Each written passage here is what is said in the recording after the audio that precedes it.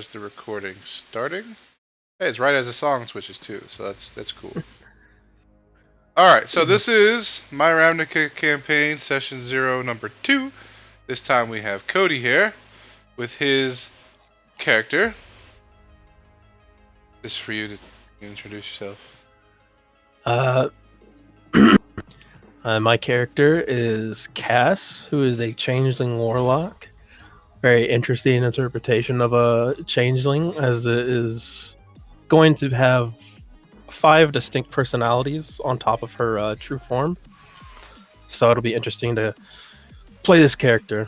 Yeah, and I'm a style substance person, so we're gonna play with it. All right, so leaving off from where your characters, I'll do like JD. I'm not gonna read the backstory. They can kind of figure out as we go, kind of how it works out. So, Cash in your group, you're all about okay. So your backstory sets you up for level 3. So 3 to 7, or 3 to 6, 3 to 7. You're an adventuring party. Y'all adventure. Y'all make money here and there. You have a little bit of fights between each other here and there. You're finally sent out on a quest to recover an artifact, and it just happens to be from dragon cultists. But you've dealt with cultists before and a few, bandit leaders. Y'all are level 7, so y'all are pretty decent adventurers at this point. So, because, level 7 is a decent adventure, level 10 is like an expert adventurer, and like level 15 is like a hero, and 20 is like legendary hero. So, you're pretty decent so far. So they sent you to take care of that. And you're handling it pretty good for the most part. And I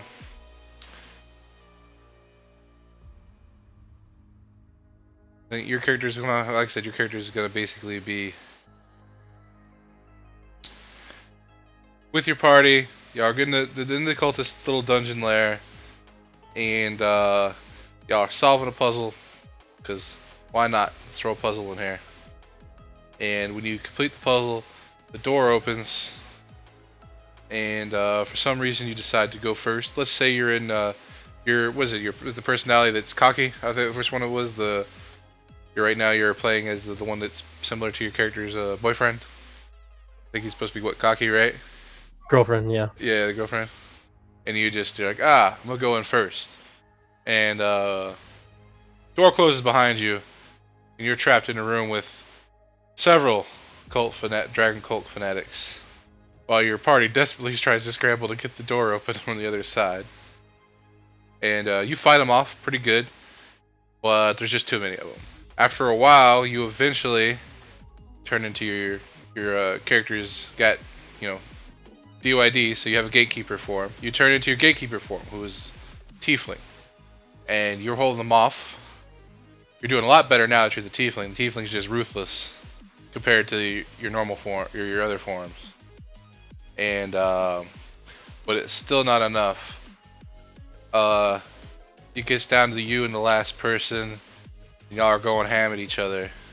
But I guess with the leader, you've basically single-handedly beaten most of these cultists by yourself, while your party struggled with this damn door. You do end up taking out the leader, but not before he can basically deal you a pretty decent mortal blow. And you're still basically in full-on adrenaline when they finally open the door to see you're basically blacking out at this point. Your character pretty much gets a feeling of being electrocuted, like a jolt, as they like collapse, and they feel like they're moving very fast. And then the very fast movement startles them awake, and they end up in a huge crowd, and there's a whole bunch of race of different people, and you're still in your tiefling form. You happen to see a giant devil juggling axes. What are you gonna do about it? I'm gonna let you decide what you want to do. You got like basically one action. You're in a crowd of So people that look like more cultists, different cultists, but more cultists. And there's a demon or devil juggling axes. yeah, I mean this character is fight or flight.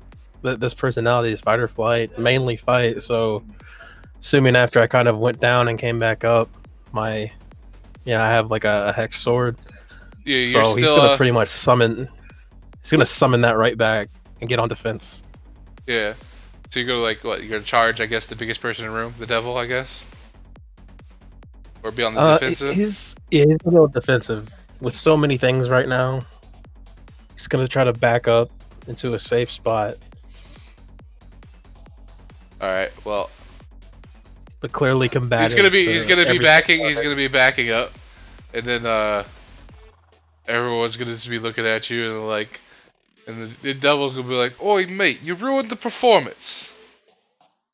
And then you're like, "What performance?" But that's about all you can get out as you collapse because you're basically you were bleeding out. You got to do something, but right now you're collapsed.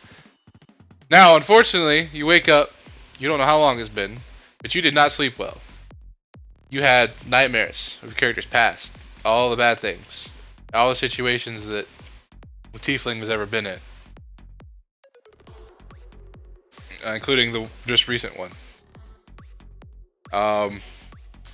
So you don't really get a full long rest. You're not feeling well. You wake up. Still, your character's still your Tiefling. In a bed, in a very macabrely decorated house. Like the chairs are made out of bone, but they're like nice furnishings though. So it's like it's polished and well kept. It's not dingy. The place is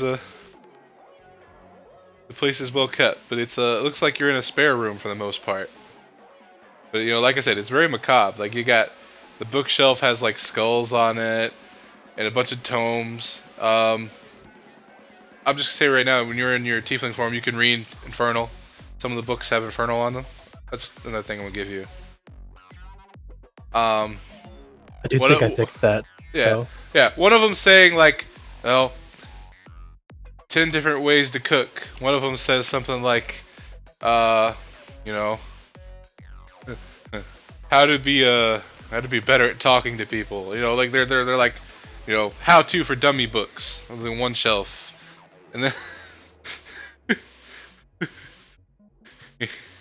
so your character's like, where the hell am I? Is there anyone else in the room? Not at the moment. It seems to be like a one bed room. You do notice that there's like a rack with different sized great axes on it. I can say the first thing he's gonna do is pop up super quickly and kind of keel a little bit as his wounds are still kind of fresh. Well, you seem to be your wounds aren't fresh actually. You seem to be well bandaged. I assume the speed that I get up still kind of it still hurts. Obviously, you're not like rubs one the wrong way, and so he's kind of hyper alert right now. Yeah, he's not sure what, but he's there's ready no to window fight unfortunately, so there's no window in this particular building, unfortunately. But like I said, it's macabre, so there's like skulls here, skulls there. There's menacing looking rings, but it's like I said, it's well kept furniture for the most part. It looks like someone cleans this place regularly. Guess I just look for a door. Well, there's a door at the other end of the room. And he's gonna go approach it. And it's unlocked. See if he kind of slowly open it. Look As through. you slowly open the door, it reveals there's a hallway that seems to have a couple more rooms. And staircase in the hallway going down, and of course you can see light. There's a few lights, like torchlight.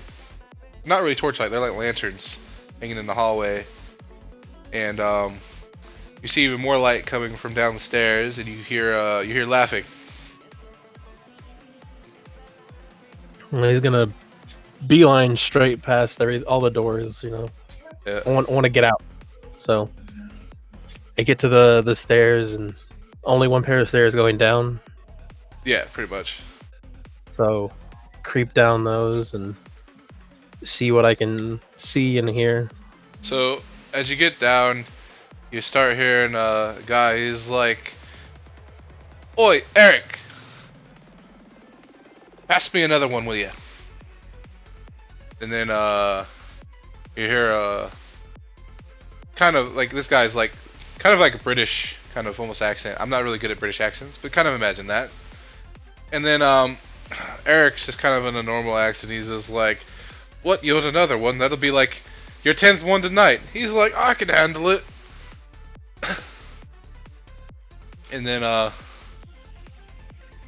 man, did I write down her name? Did I write down her? I did. You hear a female voice say that don't get like last time. Last time you got too drunk and ended up burning down half of the furniture in the house.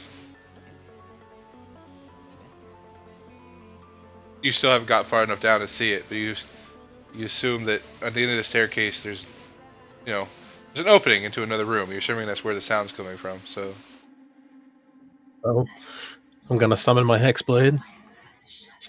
Get ready for anything that might happen. And approach to where I can see the room. Well, when you get down and peer into the room, it looks like a pretty much like almost like a parlor. And there's like a bar off to the side, and there's a guy there fixing a drink at the bar. And over off the table, you see what you assume was the feminine voice, and you see that that devil from earlier. Now I'll go to description of the devil. The devil is I don't want to say he's about 8 foot tall, but he's like kind of slender built. For he's not like super. He wouldn't be like JoJo or Jotaro. He wouldn't be that fucking bulky. He'd be a little slender, but he'd be well built. And he's not wearing a shirt. So he's got all these white infernal tattoos all over him. And he's got piercings. His ears are pierced. His nose is pierced. His lips are pierced. He has like a black mohawk. It's real spiky. And he's just got real tight leather leggings on and boots. And the elf chick sitting there, she assumes to be a dark elf as far as you're concerned. She's got her white white hair, kind of the dark pale skin, but she seems to have like face paint and lots of piercings. And she seems to be wearing, tight leather armor as well, or leather, not really armor, the clothing. And the guy at the bar seems to be, well, more like a normal human, but he's also wearing a leather outfit, but his is much less tight, more loose fitting. And he has himself a beard, a goatee going on. He's got some face tattoos and some arm tattoos. He's got a sleeveless shirt on. And none of them notice you yet. They seem to be playing cards at the table, and the demon seems to have like several drinks stacked up next to him, like he's making a little tower. And Eric's over there, or the other guy's over there fixing a drink. So you assume the guy fixing a drink is Eric. And the girl is obviously the girl. So you're assuming the British accent coming from the demon, or the devil in this case. I keep wanting to call him a demon, devil, demon. They're all very different in terms of Ravnica. It's not that different. Hold on. He's gonna go ahead and cast Armor of Agathis on himself, because this is a room that is, if he's fighting, there's more people. So cast Armor of Agathis, steps in, and I'm assuming there is no way for me to get by without being seen, correct? Oh yeah, you can't. You haven't seen the exit yet, and if once you step into the room, you still don't see the exit. He steps into the room, and kind of holds his sword in his right hand and sticks his left hand up. A little bit of that, what is Eldritch Blast? Damage type. Yeah. Whatever damage type that is, it's gonna have that kind of crackling energy. He's gonna point it at the devil. Say, "Let me out of here." Well, Devil's will turn around and be surprised you're like, "Oh, he's awake! Aye, you lost your bet, Eric. I told you he was gonna wake up by the end of the week." He's like, well, there goes my bonus I was gonna give myself this week. Let me out now. Hold on now. Do you even know where you are? No. Here, why don't you sit down and have a drink? And relax and talk about it.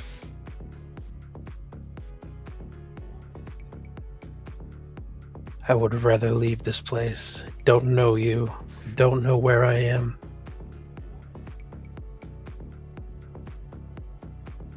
I mean, I would be kindly to let you drive out, but... well... if I let you go now, not only will you get in trouble, I'll get in trouble. I'm gonna kind of look around and see the faces of everyone. What are the like expressions are they giving off?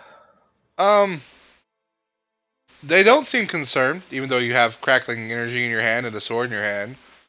However, Eric seems like he's just upset that he lost a bet. The other girl is apathetic and is messing with what looks like a doll in her hand. And the devil, for the most part, I mean, even though he's a devil, is like enthusiastically trying to talk to you.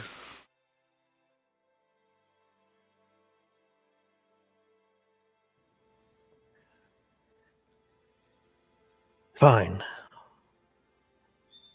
Tell me, where am I? Why? I'm not going. You're on one of the rings of the Rakdos.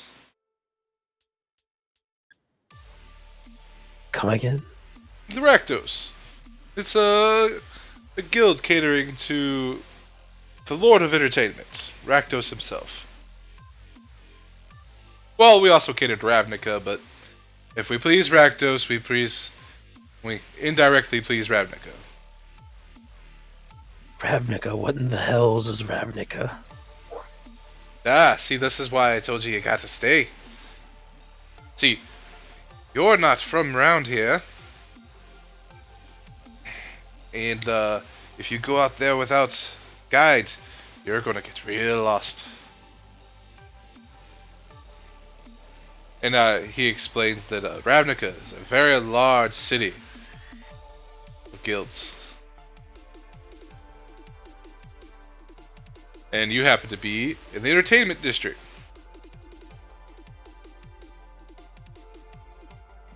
Know so much? How did I get here? Was it you? No, it wasn't me. You actually interrupted my performance. I'd say it was you. But from the look on your face, it must have been your first time. Perhaps so. How do I leave? How do I get out of here? Well, first, you have a drink. You're surely hungry. You've been asleep for a couple days now. You were pretty banged up when we found you. I don't want drinks or food, he says as he immediately feels the pain in his stomach. Fine. Guess I'll have something to eat. Ah, good. Eric, whip him up something to eat. Eric's the best chef down here. He's like, your praise is too much, but you really ought to pay your tab. He's like, I'll get to it next week.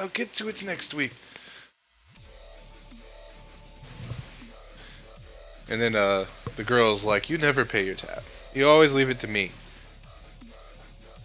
He's like, ha.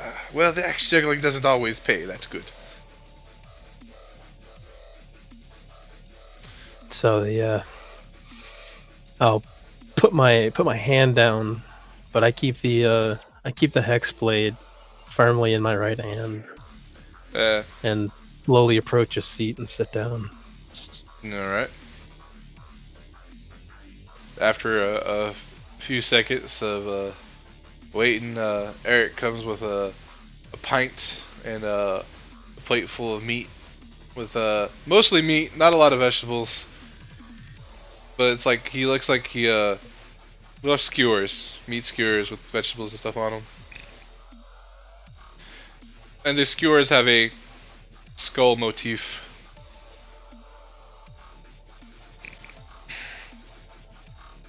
And he's like, little, here.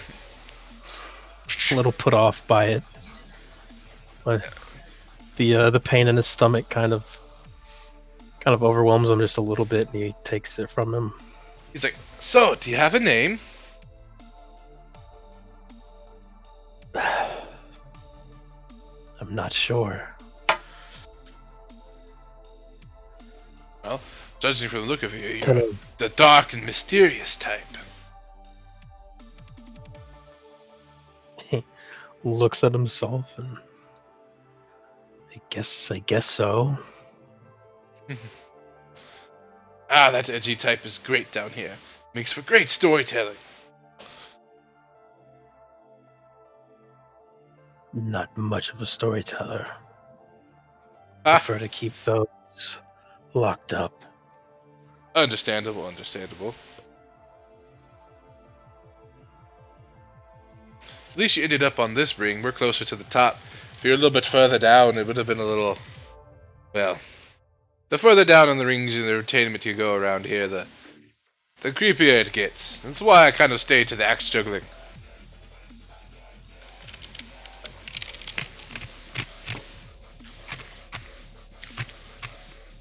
He's like, you think these skulls are weird?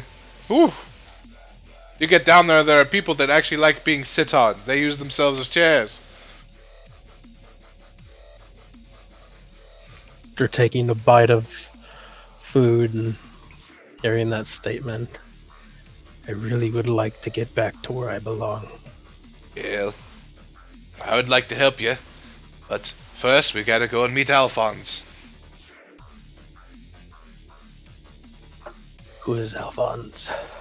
He works in he works with us whenever we encounter well, from the looks of things and how you interrupted my performance, you're a planeswalker. And he deals with new planeswalker arrivals on Ravnica. Not quite sure what that is, but... Well, it's that weird teleporting thing that you did and how you ended up here. It's something you did. I've only seen it a few times, but... Well, I've lived quite some time. I was here during the war. I've seen many planeswalkers. This person knows more about it than take me to them. Yes, after you finish. Oh, by the way, that's Eric. This is Maisha. If you need someone voodooed, you come to Maisha. If you like axe juggling, you come watch me. If you like good stall food, Eric's the man.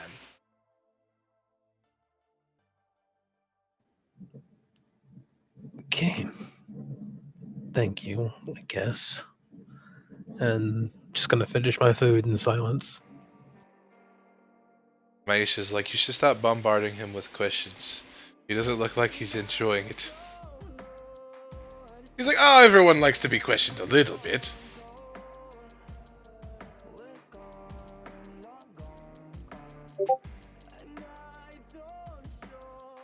I'm slowly starting to eat and then kind of picking up the pace as I feel more comfortable eating this food. I know this food is not dangerous. Yep. It tastes pretty good. However, you're not sure what type of meat it was or what type of vegetables they were. And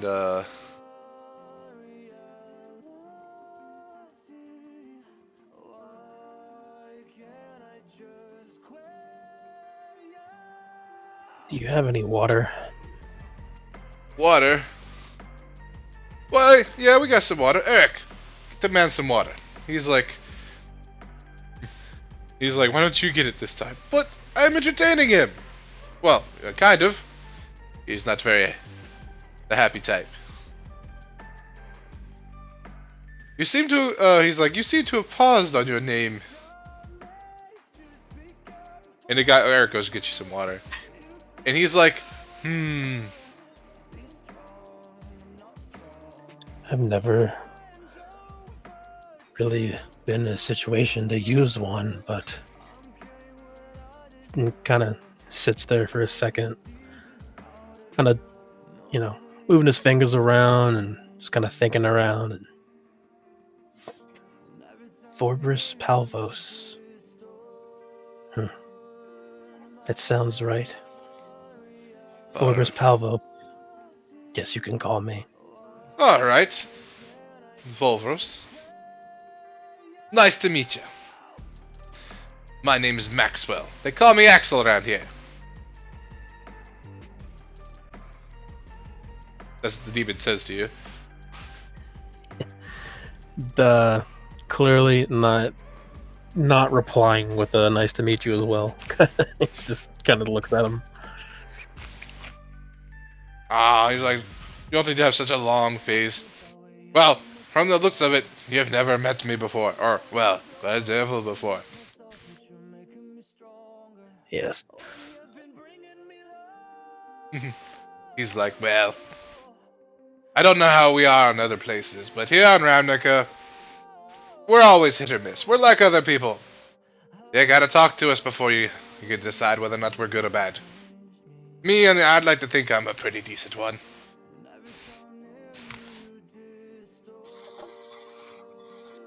Guess it's a good thing I didn't attack in the wherever we were before. They would have just thought it would have been part of the performance. It would have made me more money. I would have been gladly allowed to be hit a few times. If I haven't collapsed, you might not have been here. Did I just assume you did see me juggling axes? I can handle myself pretty well, you know.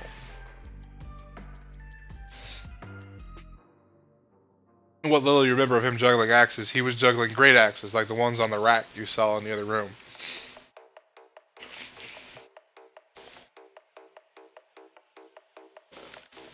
So he wasn't juggling little axes.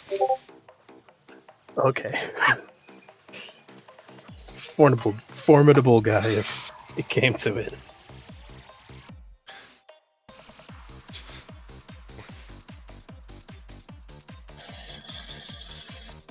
So they haven't. I'm still down with the people. What was the guy they told me to go meet? Well, they're gonna take you to. Damn! Did I just fuck up his name already? Lawrence. There we go. Lawrence. I wrote it down. Forget it. I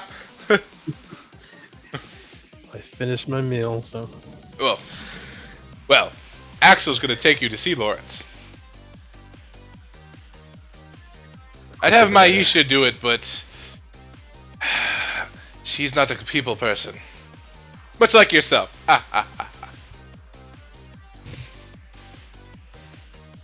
Gives a painfully forced, like, one syllable chuckle. Now at this point, it was just kind of a tingling sensation, but you hear kind of like whispers. You're not quite sure where they're coming from.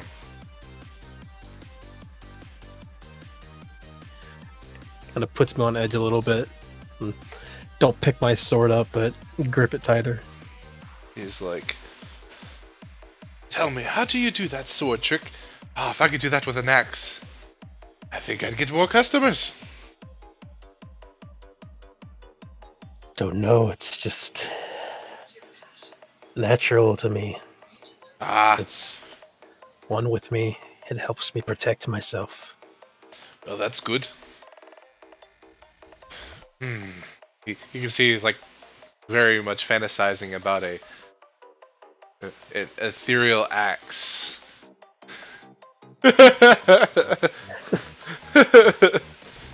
He's like, "Well, are you done eating? It's Well, taking it to this. I'll take you right away." And he gets up off the table and he'll walk around the other end of the room. And once you get past the bar, you then see a door. And Axel walks up to the door, opens the door, and says, "After you." Clearly watching his back, continues forward.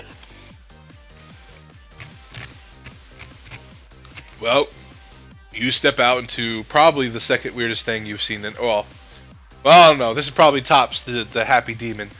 From all intents and purposes, it looks like a carnival's going on outside, and you didn't hear it from when you were inside because apparently the house is soundproof.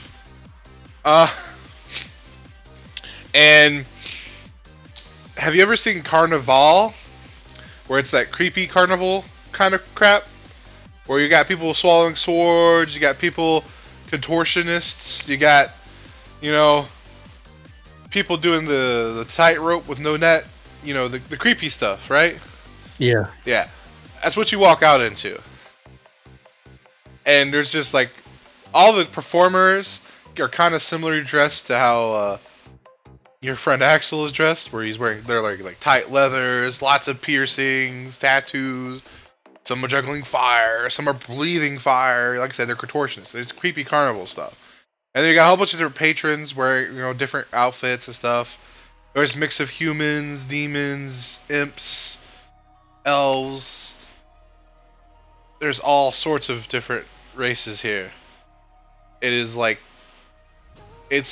wow. There's like, I mean, like, something like Eberron would be pretty diverse, right? But they would still have, like, you know, like 30% human. This is almost like literally everyone is everyone. Like, it's like you run into just as many elves as humans and orcs and other tieflings and, you know, demons and devils. Imps are running around. There's goblins. Some of them are dressed as citizens. You've got, you know,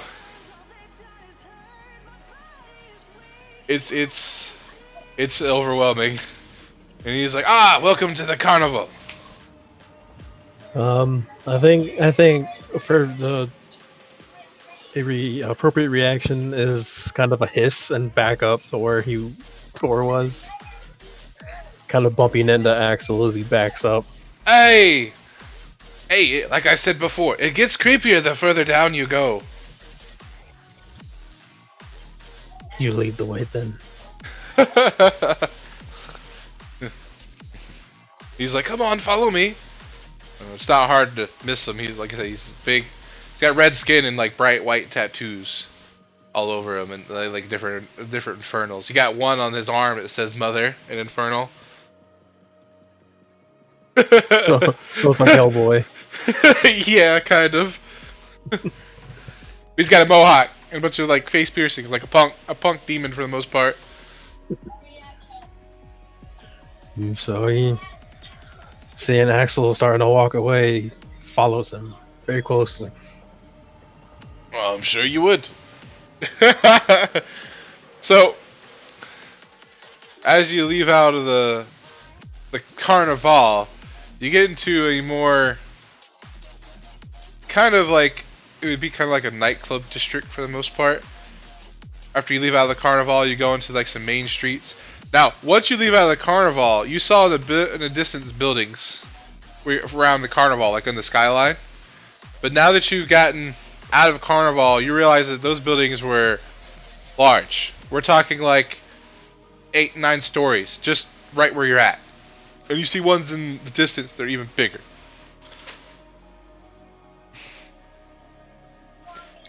Pretty decent amount of awe right now. Yeah. And of course, the as you leave out of the carnival, there's less demons and tieflings and imps, but there are still a very diverse group of people, and it's bustling. And he's like, "Ah, well, you woke up during one of the busiest nights for us. There's not normally this many people lying around right now at this time of day."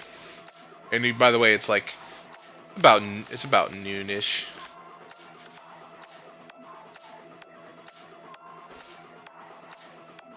The sun's straight up in the sky. And this area would be kind of like nightclub district. So you would have like several of the buildings would have like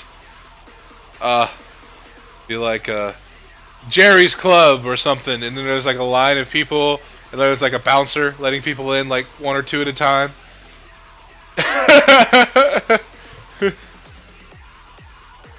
Oh, this song, I forgot this song is on the list. It's loud. I need to take that out. 1 second.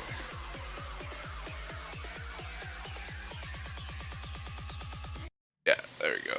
I don't need it to be that loud. Okay. So yeah, you're in nightclub district, and y'all are walking down, and he's remarking about how he prefers the clubs more than the carnival, but don't let anyone else catch you hearing that from him. He makes more money in the carnival district with the axe trick.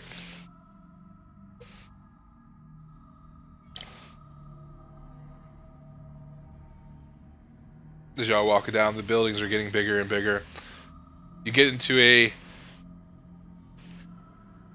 off to like, I guess you get to a kind of a crossroads, and he's like, "Well, we're gonna be going this way," and we go to the east, and you go from like nightclub area to almost like gentleman club, like posh clubs. Like it goes pretty quickly, translations, because like the Rakdos are in charge of entertainment. And he kind of goes over like, here at Rakdos we entertain all different types of clientele. However, we most like to specialize in the carnival. There are many of us that specialize to people who don't have similar tastes.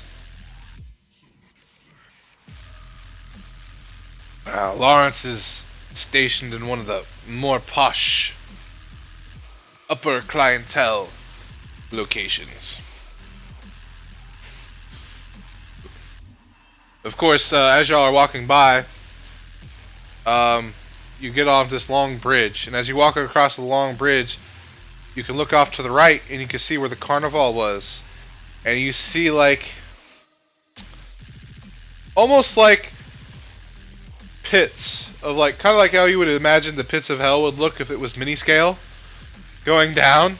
He's like, those are the lower rings. The further you get down, the closer to the Lord himself you get to.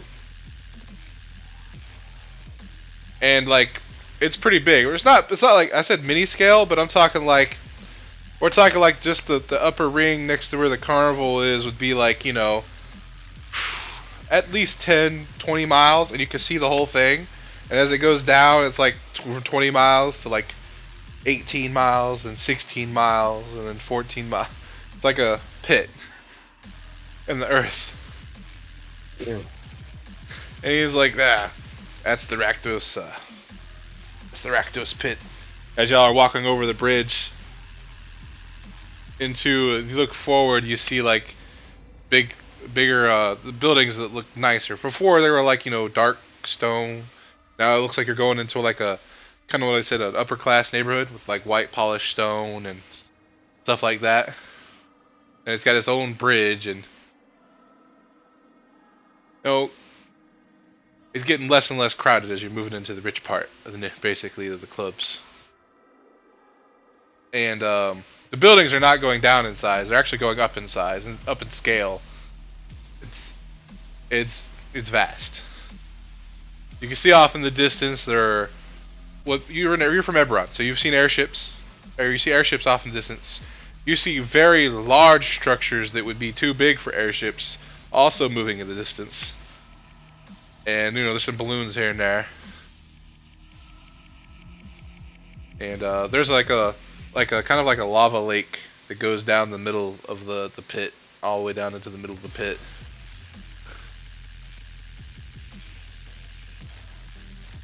And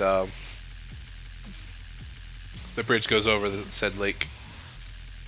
It's a few hundred feet away from said lake, so you would have to fall a ways before you hit the lava, so it's not that hot going over the lake. You finally get into the upper posh neighborhoods, and you're walking around, and he's like, the main building over here, and there's this big, well, this is a posh neighborhood, but this particular building has basically the Rakdos symbol, which I need to get for you. 1 second. Rakdos.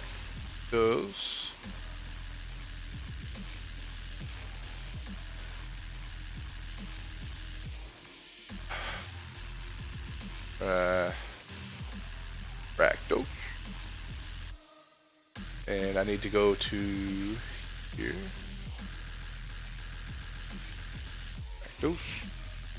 Drop this off for you to look at. It's got this, but in polished white stone. Take a second. Where are you posting this stuff? I'm posting it to you on Discord. Okay. Looks like this.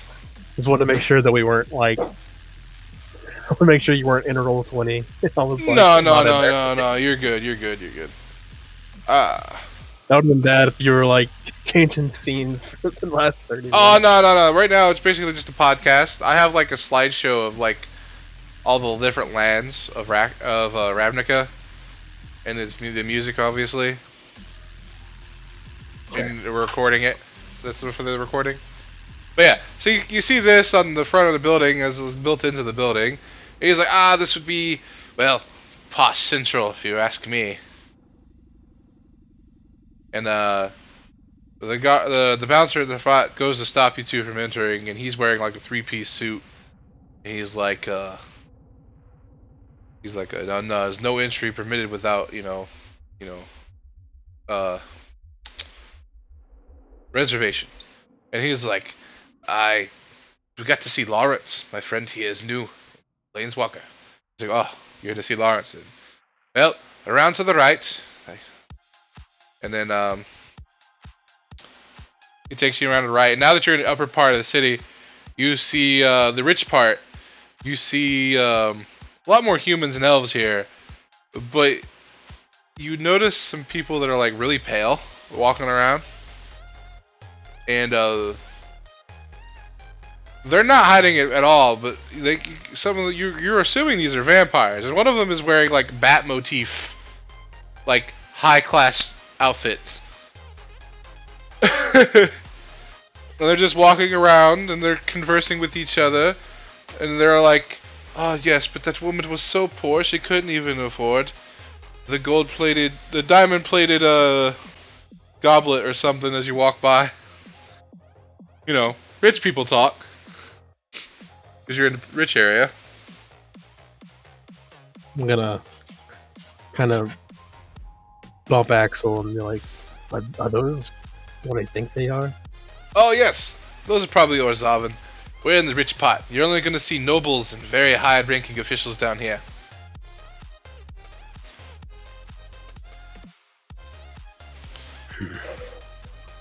Okay. Really on edge right now. Oh, sure he would be.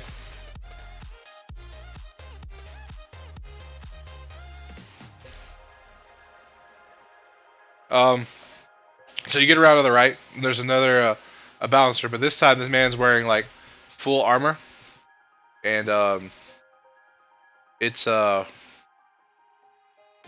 person here is pretty big. It's Minotaur.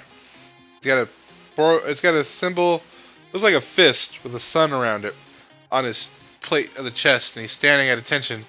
And to his right, there's another gentleman with the same armor. The difference is this gentleman looks like they're made out of fire, but they got the armor fits to their body, and they're sitting there also at attention.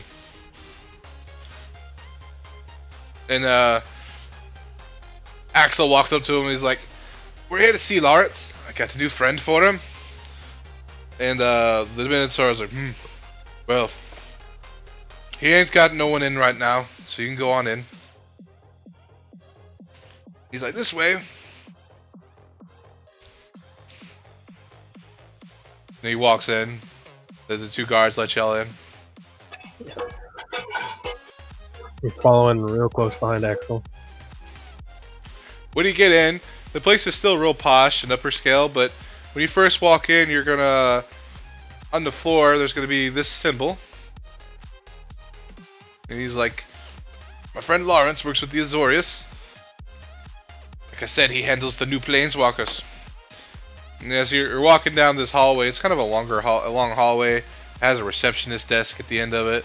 He's basically just saying that since you're a planeswalker, you can't just walk around all freely. We had a war with a evil planeswalker came through a little while ago. Now we have to make sure you're in the system. Otherwise you get...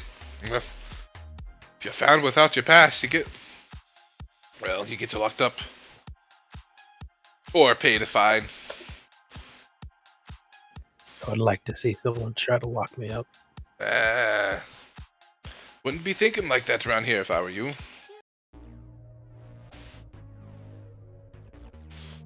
But they get to the receptionist desk and it's just an elf wearing blue and white robes, and she's like, here to see Lawrence. And I was like, yeah, see in the back. She's like, yes, she is. And it's just is this the person that you need to meet? Of course. You know it's not me. And you hear from the back, he's like, let him in, let him in. You walk into he leads you into the back room, and sitting at a desk behind there is a pretty portly human gentleman in blue and white robes as well, going through some papers. And before all the writings you'd seen, like down there, like Jerry's Club, that was Infernal. That tattoo's on what's his name is Infernal. The man's got like what would be like you would assume would be his name and title, like on written across a little plaque on his desk. You can't read it. You don't know what the script is. You don't know what that says. And he's like, oh, Lawrence, I brought you a planeswalker. He's like, oh, really now? He's like, where do you hail from? He's talking to you. Corvair. Corvair? And he's like, He pulls out a book. He's flipping through the book. He's got like I said, he's a portly gentleman.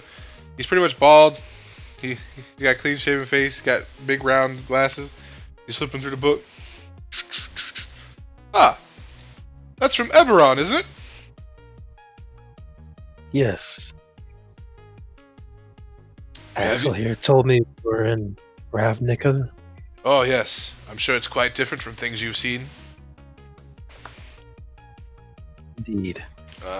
Just imagine what you've seen, only, well, covering most of the planet. How do I get back? Must have been your first walk. Well, I'm not a planeswalker. You'd have to ask another planeswalker. What we're here to do is get you in the system. Once you're in the system, you can ask another planeswalker. Maybe they'll teach you. Axel, I thought you said you could help. Well, I can help. I can take you to the people that know how to help you. Axel doesn't know where to take you. He only knows to take people to me. We had to keep locations pretty much per person. He's like, hey, don't try to hide it. You're just gonna take him to the red building down near Central. He's like, yes, I'm gonna take him to the red building down near Central. It's like, I told you. The only difference is you have to have Axel, or you have to have Lawrence, or you can't get into the building. Well, then let's do what we need to, so I can get there and get back home. Yep. Well, I'm sure you're not too happy with the system, but it keeps order and peace around here. Anyways, Lawrence cacks his things up, and he's like, he picks some stuff into a satchel, he swings it over his shoulder, he says, would you care to walk, or would you like to teleport there?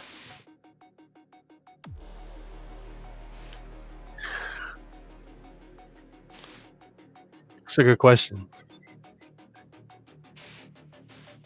He asked you that question like earnestly, with his hands like clinking together one finger at a time. It's like it's much faster to teleport there, it'll be much less of a walk. We can teleport you pretty closely. We can get straight to the Transguild Promenade. Otherwise, it may take us several hours to get there. We are on the Rakdos side of things. The Central's a little bit further away. So I can assume you would understand why I'm wary about teleporting Ah, yes. Don't worry, it's with just a only teleport circle. Can hold it to 5 people. It'll take you to the promenade. won't have to run into as many people this way, right? Well, there'll still be people. It just won't be... Well, there'll still be people. Ravnica is very well populated. Fine, teleport. That's okay. Very well. 1 second, I have to leave a message if someone comes to see me. He gets up, walks over to that symbol slowly. He waddles. He's a portly gentleman. And he waves his hands. A little magic circle appears, and the symbol on the ground glows that you saw earlier. And he basically says, "I've gone out. If you need a message, leave it with me or the receptionist." And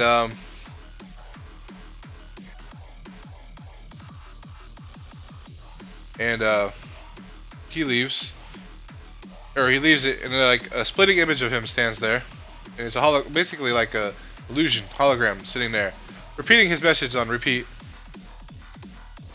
And then, by the way, you had to walk all the way back down the hallway towards the entrance. And he told the receptionist just to, schedule things for later. And then he turns you to a room to the right near the entrance. And you open up, and it's just like a magical circle on the ground. And he says, "Please step in, step in." He steps in first. Axel follows. He's like, "I got nothing else to do today. I'm coming with you." Kind of like stare at it for a second, look around, no one else here. He steps in. He steps in. Lawrence begins to chant, and Axel's like, "Which type of teleportation is this?" And he's like, I'm trying to cast a spell, Axel, leave me alone." I said, "But I'm interested."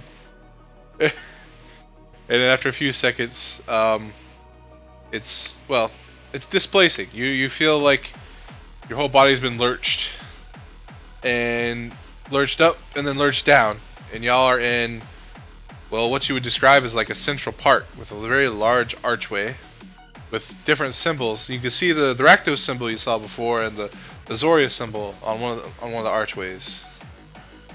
And he's like, "This is the smaller promenade near the central where we'll be going." He points off to the east, and he says, "We'll be going this way." And y'all walk. And of course, these buildings you see off in the distance. These trees are rather large too. Like I said, this is a Central Park area. And you're walking, and something you didn't notice down near the Rakdos district, but you notice here is you see birds flying around the head above you every occasionally. Only you finally decide to look up, and you do a double take as you realize those are angels. As y'all are walking. And now that you're in the kind of the Central Park area, you see a lot more, colorful outfits of different types of people. You found there's this weird creature walking around. There's a couple every now and then. It looks like a very big humanoid with large ears and tusks and a long nose. A couple of them are moving around. You see a couple centaurs walking around as well. And some people look like they're made out of plants every now and then, or helping with the trees. Look like they're pruning the trees.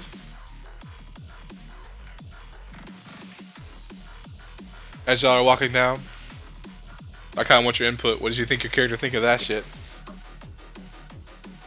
He's his yellow eyes are just darting around. Definitely not in Kansas anymore. Yeah, very unnerving.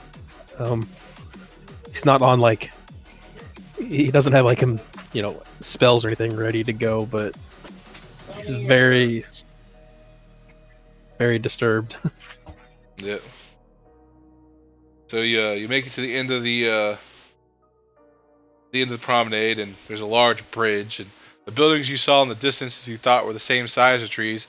Actually, when you get to the bridge, the building goes all the way down several hundred feet to the floor, or to the ground below the promenade, and then off to the right you see a large, looks like almost like a man-made river encompassing a central area, and then Lawrence points all the way down towards it's across the street from the very large church, and you see a very large church out in the distance that you can only imagine gets bigger when you get closer to it. And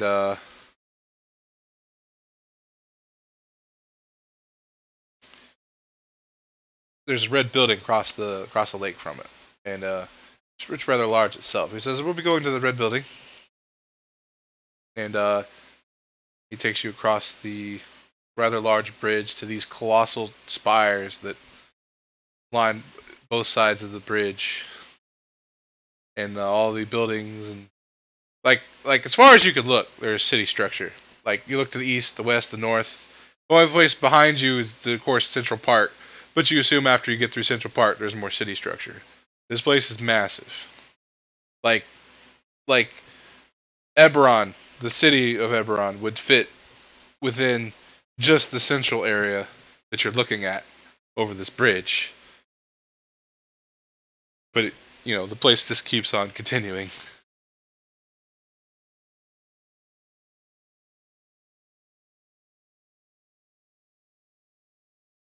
And then It's like hard to process that. it is hard to process that. Your character is, for his first real outing for the tiefling. This is a lot to take in. Oh hell, I meant me. Oh, for you? Sorry, I didn't process. Oh, It's just like, I mean, just it's really big. Like, oh, it's like Manhattan Island, like 5 to 6 times over, at least. Just like what you can see, because you're like real high up. You're like several hundred feet up in the air, and all you see is city structure that goes all the way out, like over the horizon. Did the music bot just die, or was that you? music, what?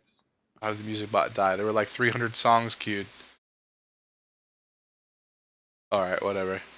Goodbye, music bot. Happened last time too. We had to get a music bot died on us. um, as you're walking down the bridge, after you get over the bridge into the central like structure or small little city structure, you enter into kind of like a little merchant district. And back when you were in the carnival area, there were like food stalls here, like gift shop stuff there. But now that you're over here, that's like a whole bunch of different races of people, goblin, elf stuff, peddling their wares on this like street that seems to curve downwards and around as it goes down. And y'all walking down. Um,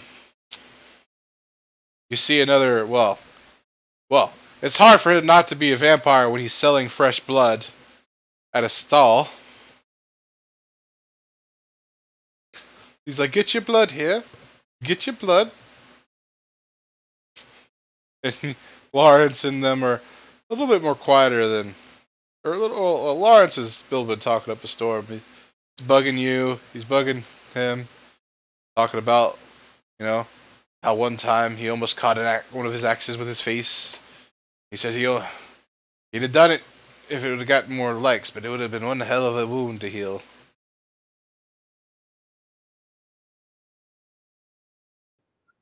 I kind of give Axel like slightly interested, awkward, uncomfortable, you know, laughs or just gestures as he's telling stories. And Lawrence is just shaking his head. He's like, Axel, how many times do I tell you to be quiet? He's like, what? You don't like my stories? And he's like, here, enough of them. Down in the rector's area. It's because you're in the posh area. All they do is play fancy music and tell jokes and stories. I don't get to tell my stories that often. He's like, fine, if you must. And Axel continues on about how one time Aisha voodooed one of Axel's competitors out of the carnival and into the lava pit. He's like, good thing he was a demon. Ah, ah, ah.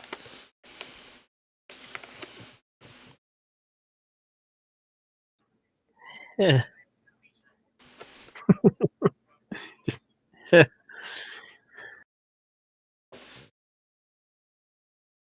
He was trying to take up the space. Friendly competition. It's a, I'm giving him slightly awkward, feedback, but it's also kind of like the one thing keeping me calm because of everything else around me. Yeah, I was trying to. Axel's a pretty chill demon devil guy. Kind of as we've walked and stuff, it's he's starting to warm up to Axel. Yeah. How could you not warm up to Axel? His Not name is Axel. still, And he juggles still axes. he's still not enthusiastic about his presence, but it's at this point more welcoming than not. Yep. And by the way, whenever you're not listening to Axel's stories and it's real that deathly silence, you got that whispering in your ear, and it's irritating. When it's quiet and you have nothing else but your own mind to entertain you, that whispering comes back. And it sounds like there's more whispering added to it. Before it was maybe just one person, now it's like several people. And whenever y'all not talking, or Axel's not spouting a story you're listening to. See, at one point he would have been like, "What did you say?" Like, I didn't say nothing yet. I was thinking about what that's to say. He like looks around. Is there someone here? And you can't make out the whispering. Yeah, Or you can't even make out where it comes turning from. around like, yeah, just doing 360s, like kind of subsides a little bit, and I guess kind of turn forward and shake it off. And by the time I Actually, hear those things, it's just paranoia looking around. you got one of those things where you feel like you're hearing your name called, but you can't quite point it. Guess you could say that. I hate when it happens when you're in crowded districts. It feels like someone just called your name, but you turn around and there's no one there. It bothers me to know bothers me to know heaven. You see, the joke is because I'm a demon. I say there's no heaven instead of no hell.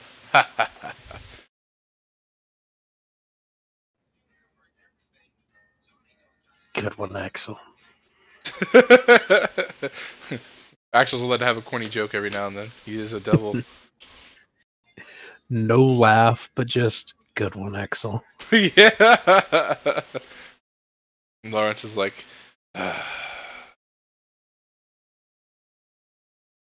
he's like, what, Lawrence? She not like that one? Lawrence is just not a very pleasant guy for the most part. But Axel's very pleasant. Lawrence seems like he's just like, I can't wait to get back to the office. Yeah, thinking of a less aggressive Kingpin. For the most part.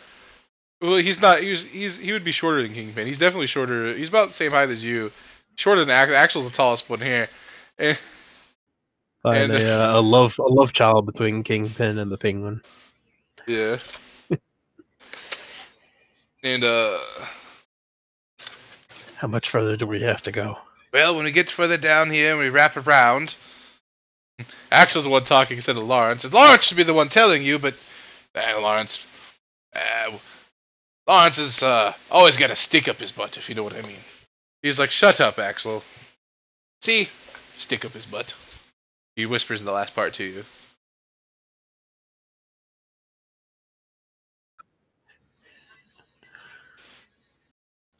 Kind of look Lawrence up and down and shrug.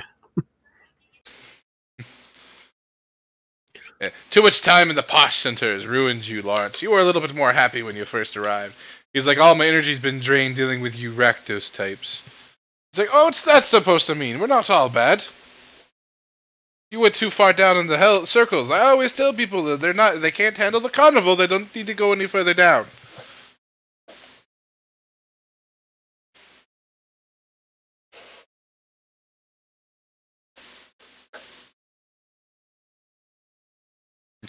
I would just really ask him, what are your character to ask him about the lower hell, so he can just tell you about.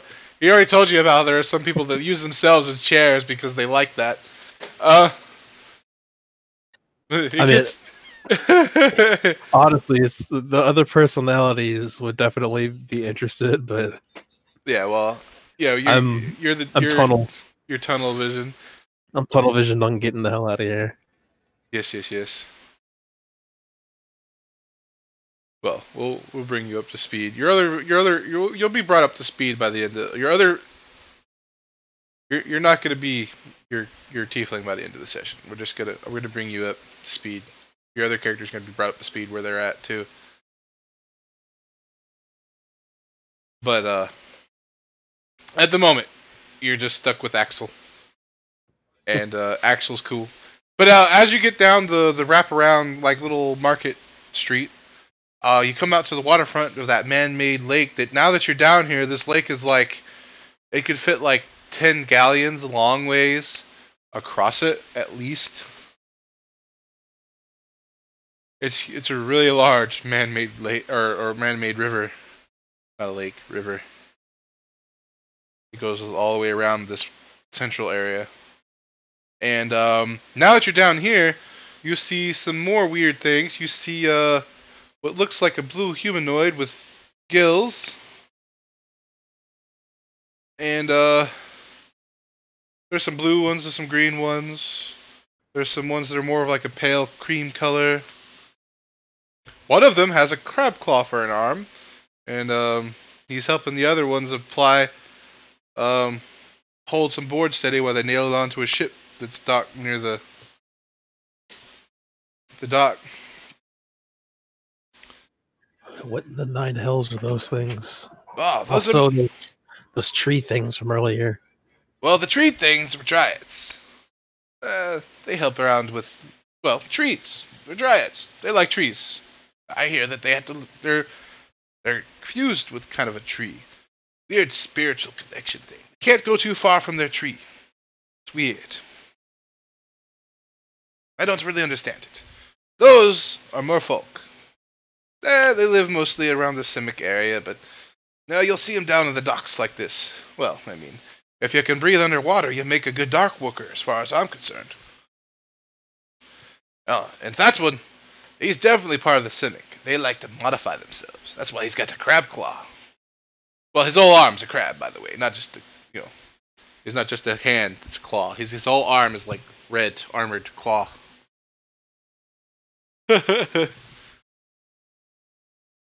He's like, that's a pretty tame modification.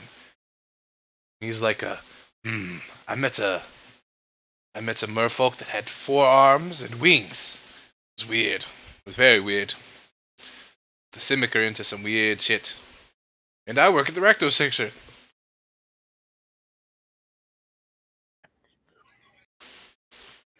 I prefer not to meet any more of like you just described. Well, you might meet him if you have to go work in the docks. Thing we're not going to the docks, huh? That's true.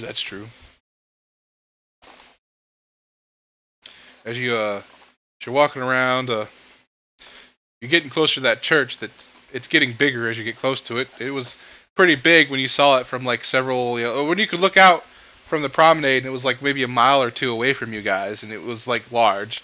Now you're up to it, and it's just fucking massive. We're we're talking like it makes the Queen's Castle in England look small.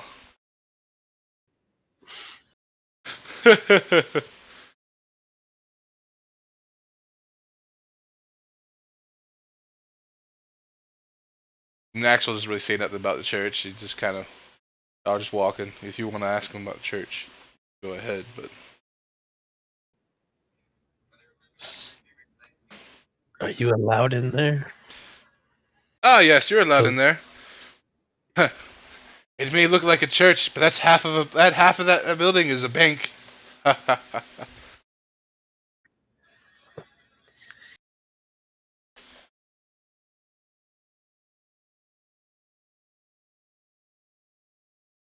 This is what Axel tells you. And yeah. Lawrence is like, yeah, it's a bank, all right. Church of Prophet. He like mumbles something about the Orzhov under his breath. Ah, Lawrence, you're sure the one who shouldn't have borrowed the money for gambling? You know that's not a good idea. He's like, I didn't borrow the money for gambling.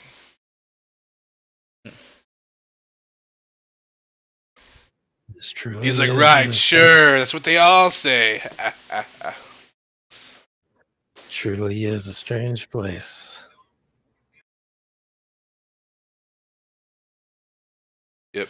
Now that now that you see the church, once you get to about in front of it, you turn to the left, and it's a combination of Greek and Gothic architecture, but the front part of it is Greek, similar to how the Lincoln Monument has the pillars. We walk up to it, but then It's like a Parthenon. yeah, like the Parthenon, where it's got the pillars in the front. And you walk up the steps to the to the doors and whatnot. But in terms of like the roofing and like even the texture of the pillars is more Gothic, but it's set up like pillars like the Parthenon would be when you walk up to it. It's like a combination between Greek Gothic. This is my own custom building. I gave a description of it last time, but and this time basically the same thing. It's got a red roof and it's got a polished marble,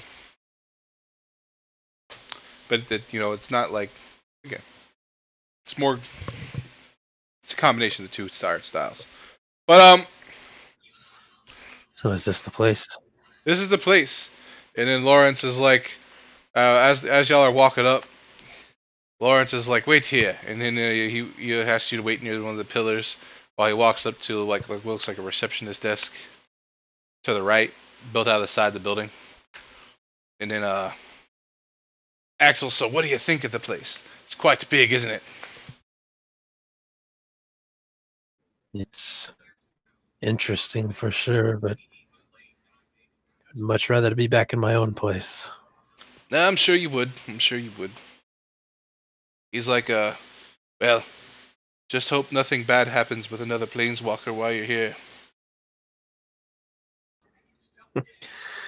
Like that comment kind of sets him off, and see like a few like 3 or 4 little sparks kind of come from his hand. I just said that because the way it works is you have this artifact here, and if a planeswalker causes a disruption, murders someone with, outright cause or some form of, heist that they get caught doing. Again, keyword there, caught. If you're gonna do something around here, make sure you don't get caught. And they know who did it. They'll use said artifact, and then no planeswalker can leave the plane. Which, that's how you got here. You planeswalked. He's like, of course, I don't know how to do it, and you'd have to ask another one how to do it. But, like I said, as long as nothing happens, you should be able to return once you learn how to do it. But if not, they'll lock it down, and then they'll find the culprit, and then they'll unlock it, and you can go. Well, let us hope that nothing happens. Yes, yes, yes. And Lawrence seems to be taking a while. He's arguing with the person at the reception desk. He's like, Lawrence always doesn't get along with anyone. He's like, Well, you're not the first planeswalker I've brought here, but it's the first one I've had in a couple years now. He's like, if you want to know a little bit more about them, I could just, all I really know is they come from a place other than here. And during the war that we had, a lot of them fought to protect Ravnica. Many of them fled as soon as they were given the opportunity. And since then, Ravnica has been kind of catered to planeswalkers. We kind of a tourist trap for them, at least. We want them to visit. And I can tell you, I'm definitely not visiting here of my own accord. Ah, don't say it like that. You're always welcome down at the house. And next time you're here, next time you come down, we can play a game of cards.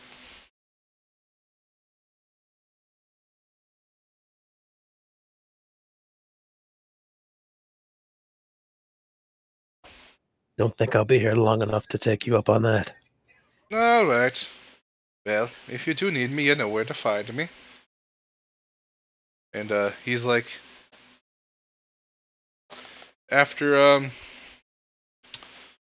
after Lawrence gets back, he's probably going to tell me to leave. If you're not a planeswalker or member of the Azorius like this one, or Boros in that matter, well, I could be let in, but only through the back as an entertainer.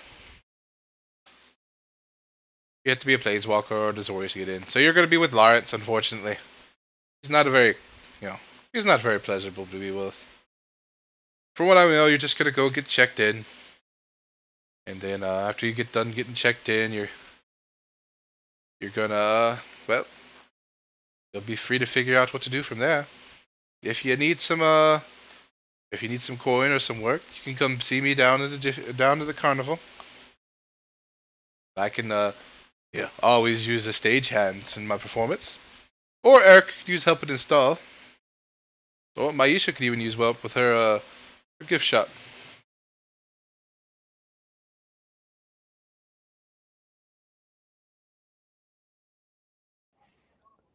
We'll see. As you're talking, Lawrence comes back, and he's like, imbecile, stupid, blah blah blah blah, under his breath. And he's like, he hands you like basically a lanyard with a card on it. One side is blank, one side is green.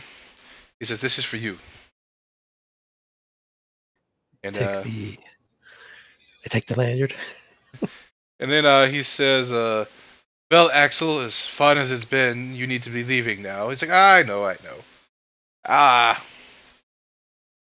don't try to give him too hard of a time, Lawrence. He doesn't seem to be the well. He seems less people person than you are, but he seems to be an alright person. He's like, I'll take that as not a compliment or as not an insult. It's like, you wouldn't be able to do anything about it even if it was. Ha ha. My jelly rolled man. And then he walks off. Ha ha ha. And he's just like mumbling under his breath. Like stupid Rakdos demon man. Not a very good comeback, but you know, you know, he's like, keep that lanyard on you. And he's like, follow me. And then he just walks up the stairs, waddles up the stairs. And one of those weird humanoids with the big ears, the tusks, wearing the, that fist armor you saw before is at the door. And he's like, I've got one to check in. He's like, well, right this way. He opens the door. And y'all follow in. And he's like, when you get to the elephant, so to you, he's like, green means you're new. After you get checked in, the green side will be blue. And then you're free to roam around. And then just follow your sponsor. By the way, if someone like asks in the game like who's your sponsor, you're gonna write Lawrence.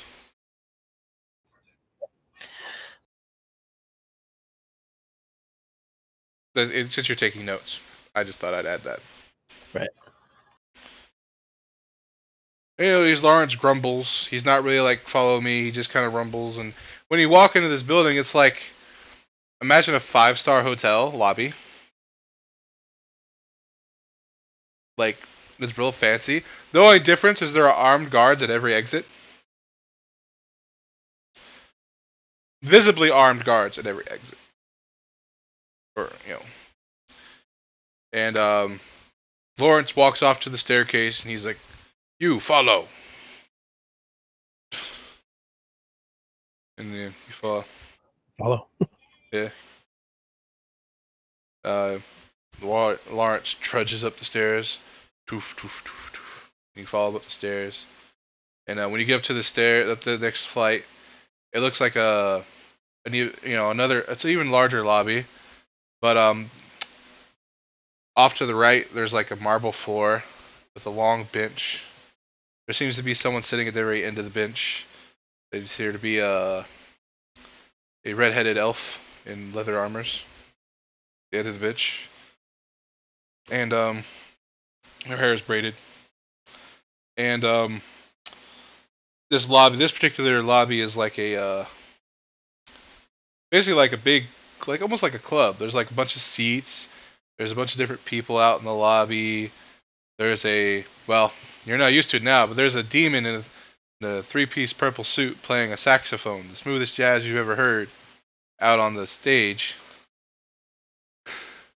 There's a bar off to the left, and Lawrence is like, sit on the bench and wait for your name to be called.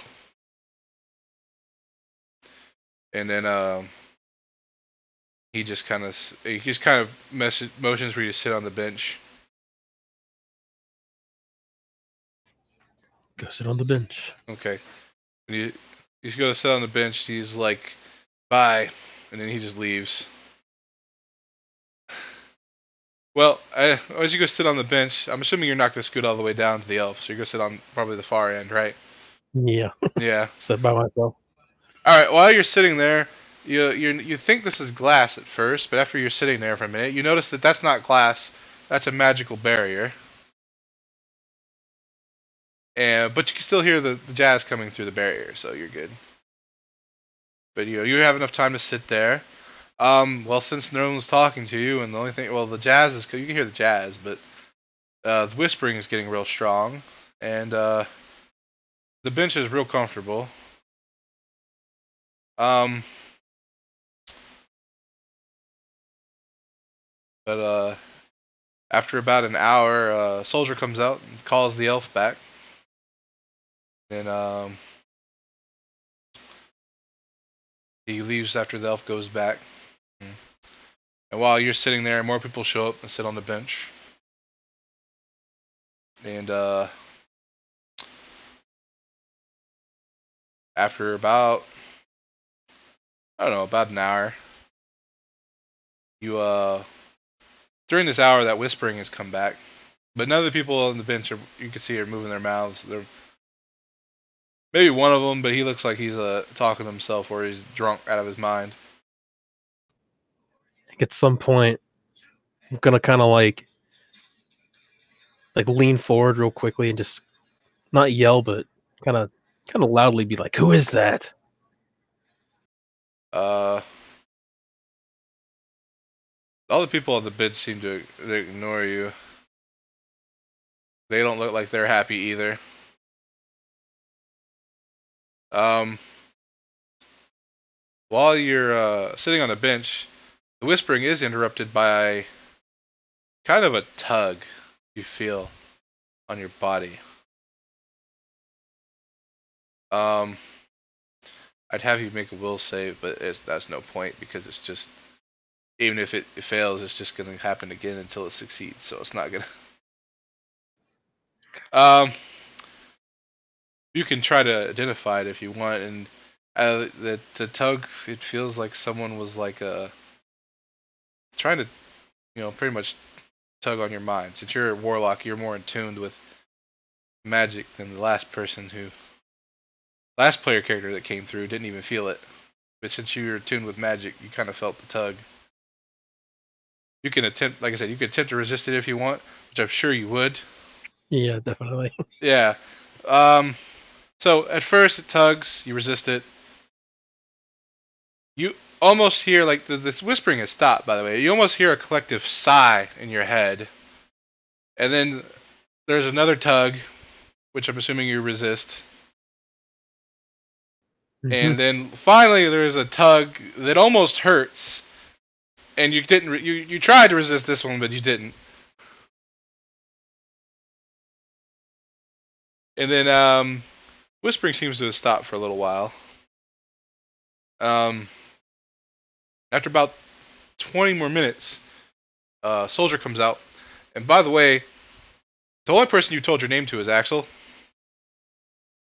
Yep. And he comes out and says your full name and says, "Right this way." Get up and just I look around, rub my head. Doesn't seem like anyone is even half paying attention to me. Very confused at all this whispering and tugging, and put my hand down and follow All the right. soldier. So you follow the soldier back, and there's like an arrows that go around. And he's like, "Just follow the arrows. I have to wait here." And then you follow the arrows around the hallway, and it comes to a door that has like several different scripts written on it. And you see one's in common and one's infernal, and the one in common says knock, knock first, and the one infernal also says knock first. I knock. You knock, the door opens, and across the room there's a lady in full white or white gown with blue and silver bracelets and a necklace, and then she has like a gold tiara. It looks like a sun, and her hair is done up in a bun. She has heterochromia. She has one blue eye, one red eye. She smiles and says, "Welcome, darling. Please sit down." And when she smiles, you notice the fangs. And he's like, "I'm sure Lawrence told you nothing. I hate it when Lawrence brings people in. Please come sit down. I mean you no harm." I walk up, and first thing in my mouth is, "How do I get home?" Ah. And then off to the right, you hear, "You're going to need to ask a planeswalker that one. We're going to have to planeswalk." Where are these planeswalkers? All those people in that lobby you saw earlier are planeswalkers. After we get done checking you in, you could ask one of them. She's You sit down, and when you finally see the person who was just talking after you sit down, because you couldn't see them until you sat down.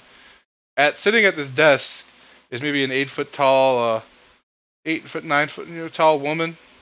She's wearing like blue and white robes, but she has like greaves and pauldrons on. Not pauldrons. She has greaves, which are her legs, and she has fucking gauntlets for her arms, but her hands are free. And she's an angel with you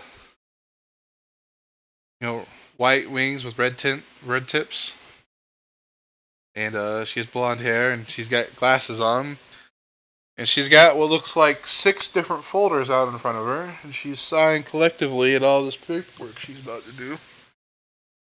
And when you sit down, the angel says, "Andraste, this one's going to be difficult." And then she says, "Well, we know, Alun." She says, "I know." And she looks over to you and she says, "You really don't have that much on you, and it's fascinating." And then and she points to your head when she says that. She's like, "I'm sorry about tugging so hard earlier. Lawrence didn't tell you not to resist, so I had to tug harder than normal." Why would you? Why would you mess with my head? "Oh no, the tugging is just to make sure you won't do anything. Well, basically, we were just writing a rap sheet on you. We just needed to know a little bit about you, and well, you're quite fascinating. You don't have that many memories at all. I could only pull like the last 3 months of your memories." And she's like, "You have a lot of gaps in your memory, and very large gaps." She's sitting So down across what? from you. "It's not that big of an issue, really.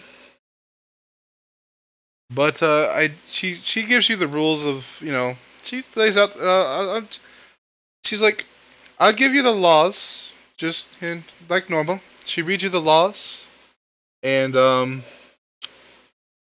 she's reading she reads out the laws.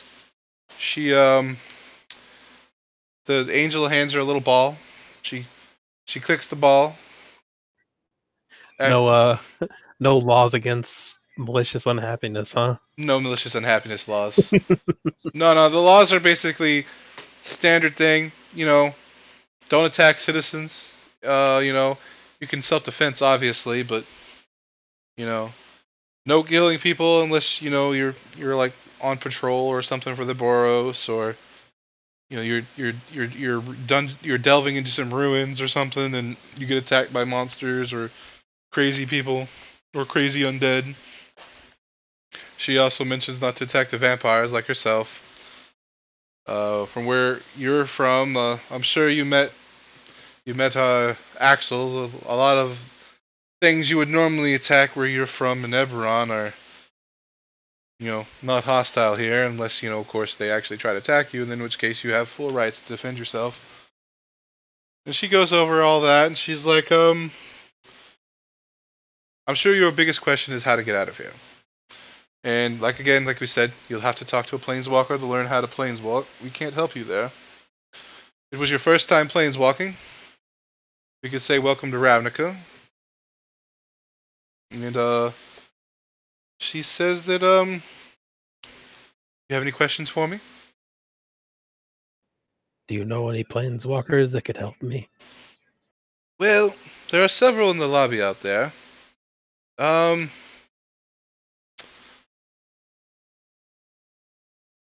I could think of one. You can go to the Izzet. Um, Ral Zarek is currently in town, and well, normally he's pretty busy as guildmaster, but he's not busy right now. You should be able to get an audience with him. Just tell him Andraste sent you. And then she says, if that's all the questions, the ball she clicked, by the way, she lets it go, and like it drops like 2 inches, and then wings sprout out of it, kind of like a snitch, but it's blue. And the snitch flies over to you, just hovers like maybe a couple feet away from you, and a little white flash on the ball, Bleep. Almost almost like a photo, and then the ball flies back to the angel, and it falls in her hand, and she sets it on one of the files, and hits the button, and after a second or two, the ball basically paints you perfectly with actual paint on a little sheet of paper, and then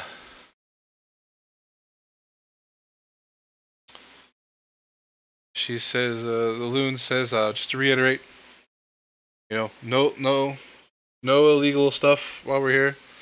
I don't want to have to cover tracks. It's more paperwork. And then she says, now,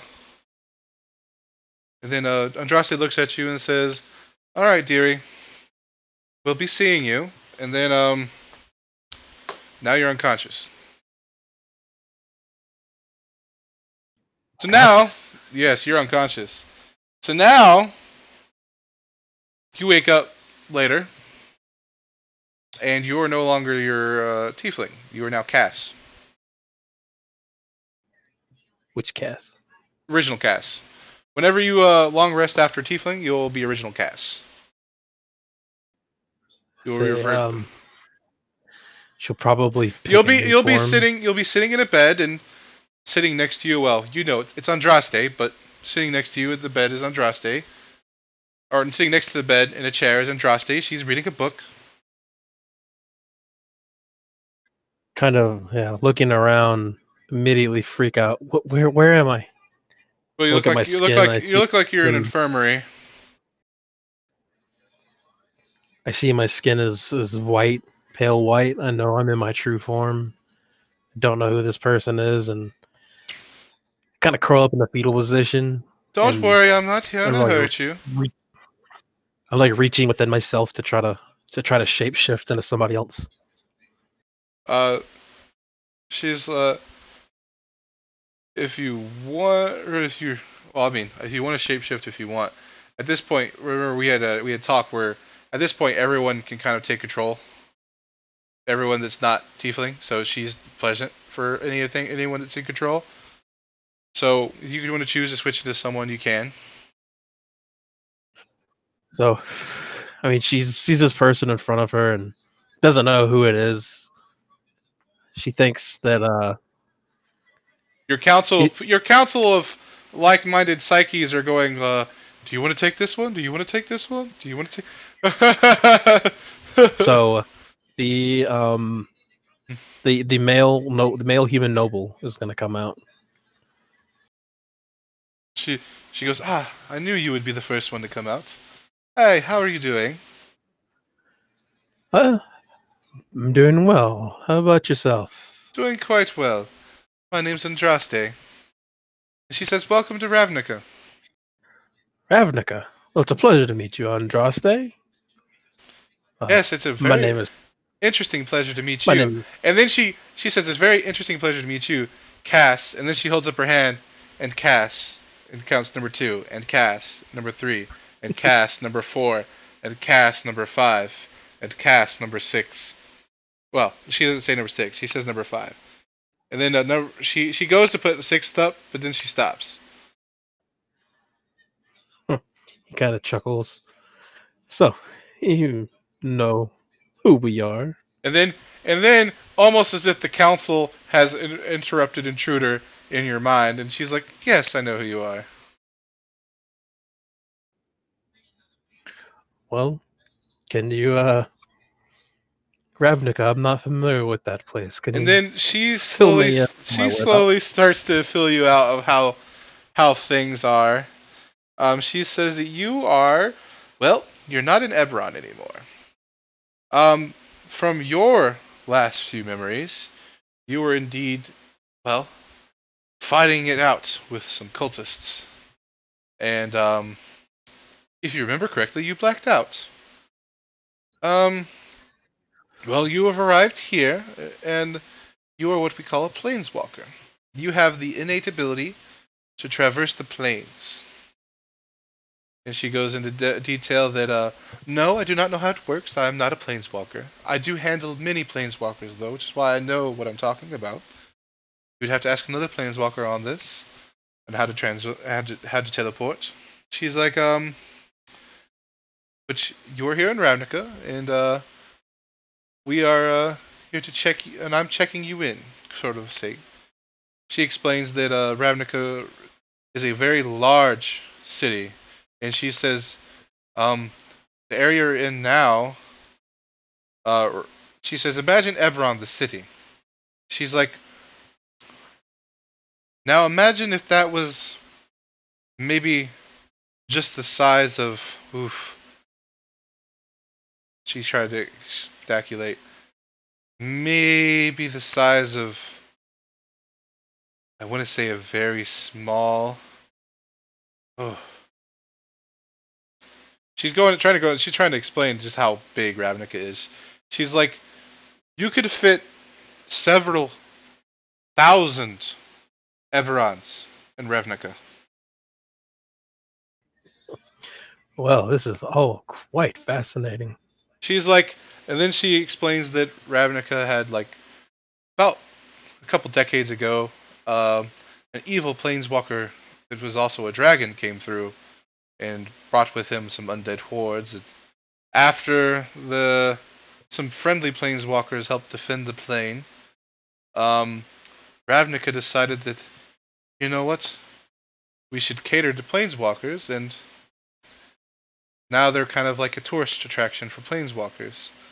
But very often we get planeswalkers who have never planeswalked before showing up on our doorstep. So there are people like me that can kind of explain how it works.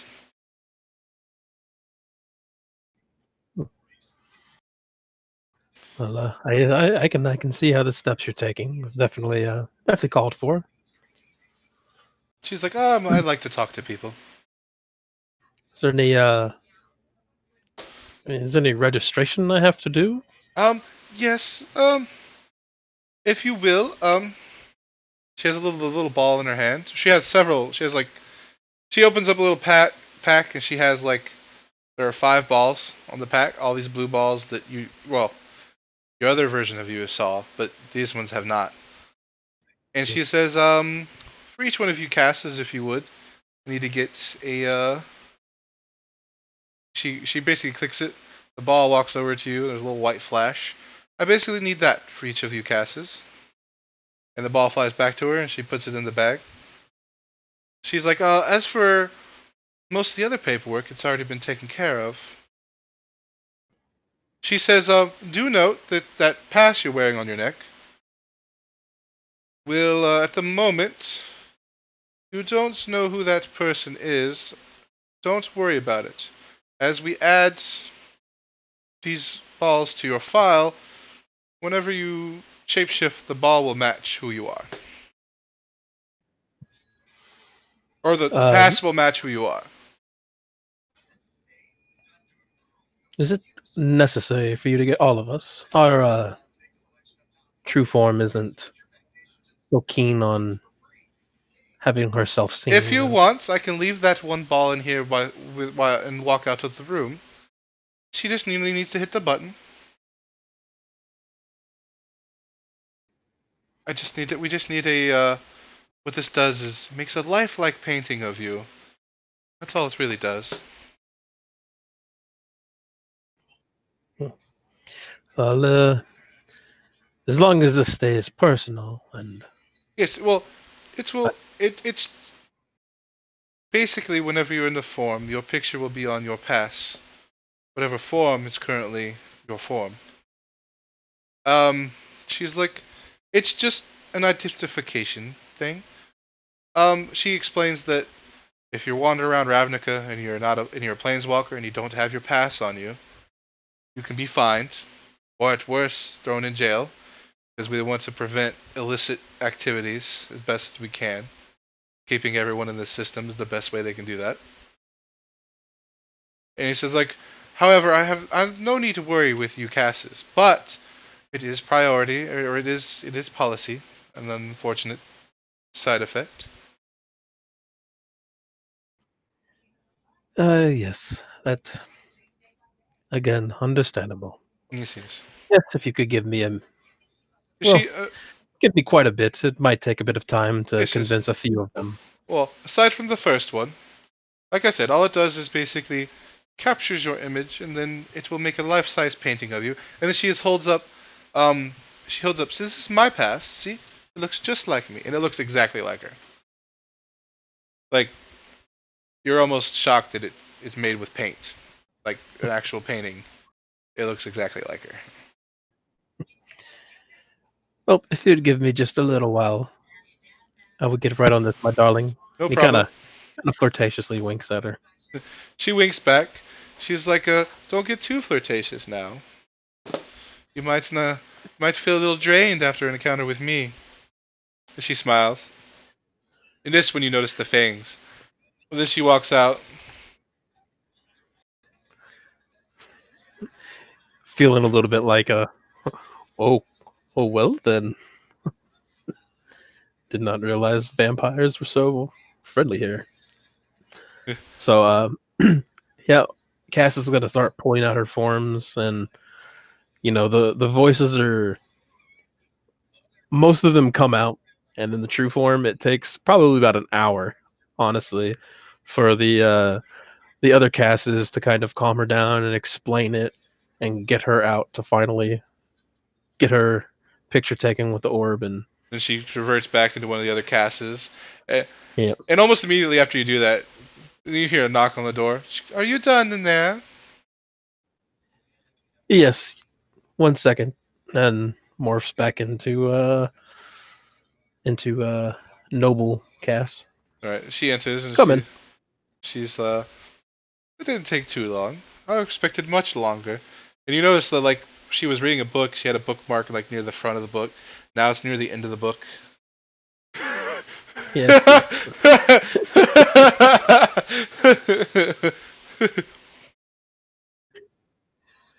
Yes, it takes some time and a little more cooperation all this time, but She's like, I oh, she believe we have needs me to everything work. in order. She then explains, oh, I almost forgot to mention the populace.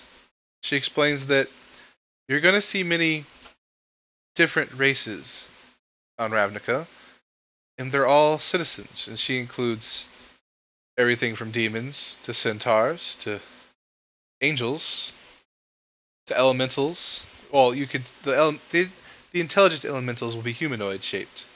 Those are the ones that are citizens. There are a couple elementals that we employ in other situations, but you know, ogres, giants. She goes over, um, you know, a very large list of citizens in Ravnica. She's like, basic word of law is unless you're being attacked, don't attack anyone.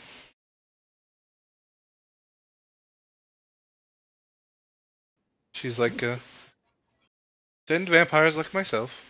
Don't worry, I get my blood from other sources. Well, I must say that is strange.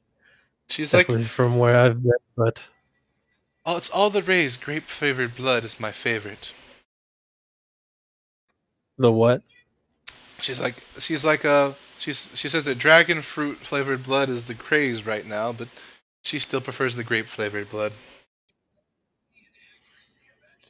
This is quite the interesting place. She's like, so unless Well, you can inject yourself with grapes, you have nothing to worry about. I don't know. Might be willing to check a few of these few grape things for you, my dear. And like it almost looks like he trips forward, but it's like just his head. And he says, "Yes, I know. I'm just playing around. Don't worry, Cass, my dear." she's like, she's like, as fun as it would be, I'm kind of already spoken for. Indeed, we are as well. She's like, I figured. More the reason to get back to where you came from. Yes, I'm sure. I'm sure our dear Cass, true Cass, is going to miss her beloved soon. No problem. She's like, oh, you, she's like, with that, let me introduce you, or she's like, I'll introduce you to a loon. She'll give you your final 2 and 2, and then you'll go wait in the lobby until we finish this batch, and then we'll give you one final. How are you doing? This is the rules, and then we'll let you go free. There is a trade for your money. The current currency you're carrying on you is not valued here. There is an exchange rate. She's like, also, don't worry about housing for the first week you're here. You'll have free housing. Afterwards, you'll need to pay for it.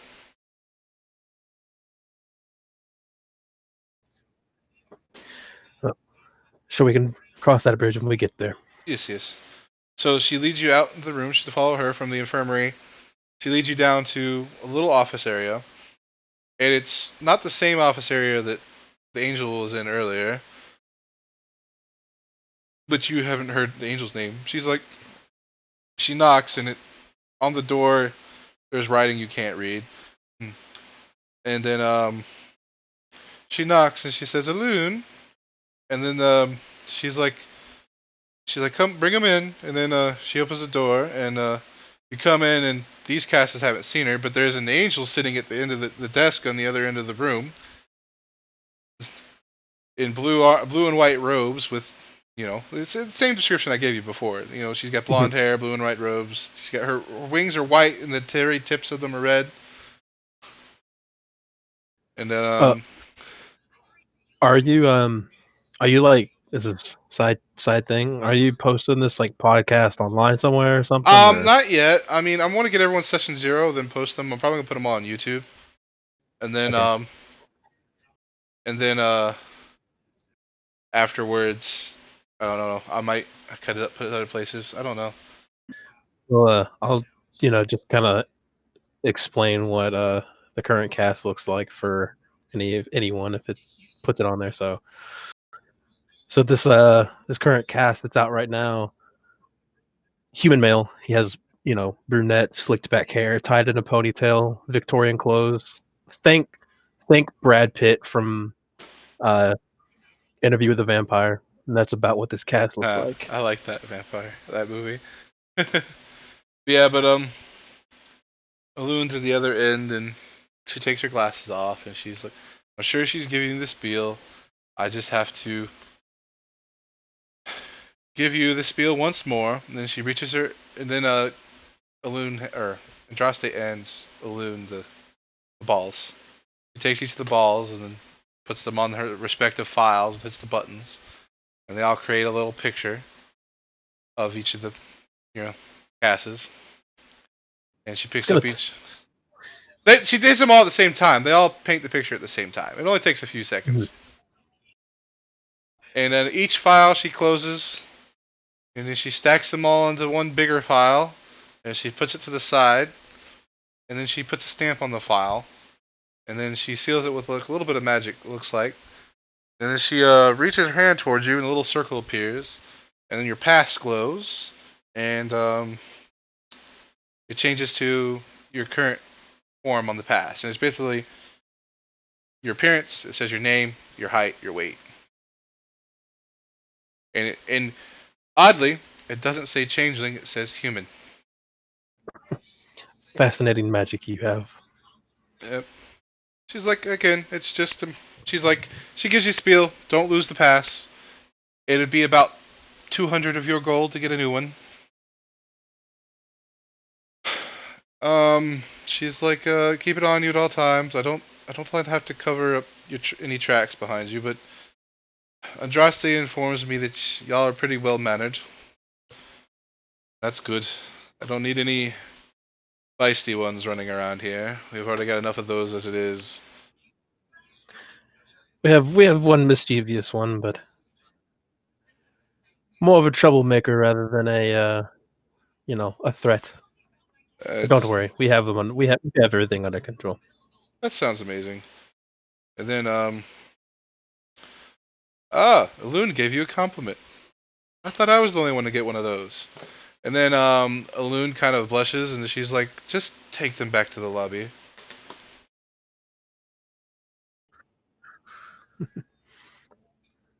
So And then, follow it out to the.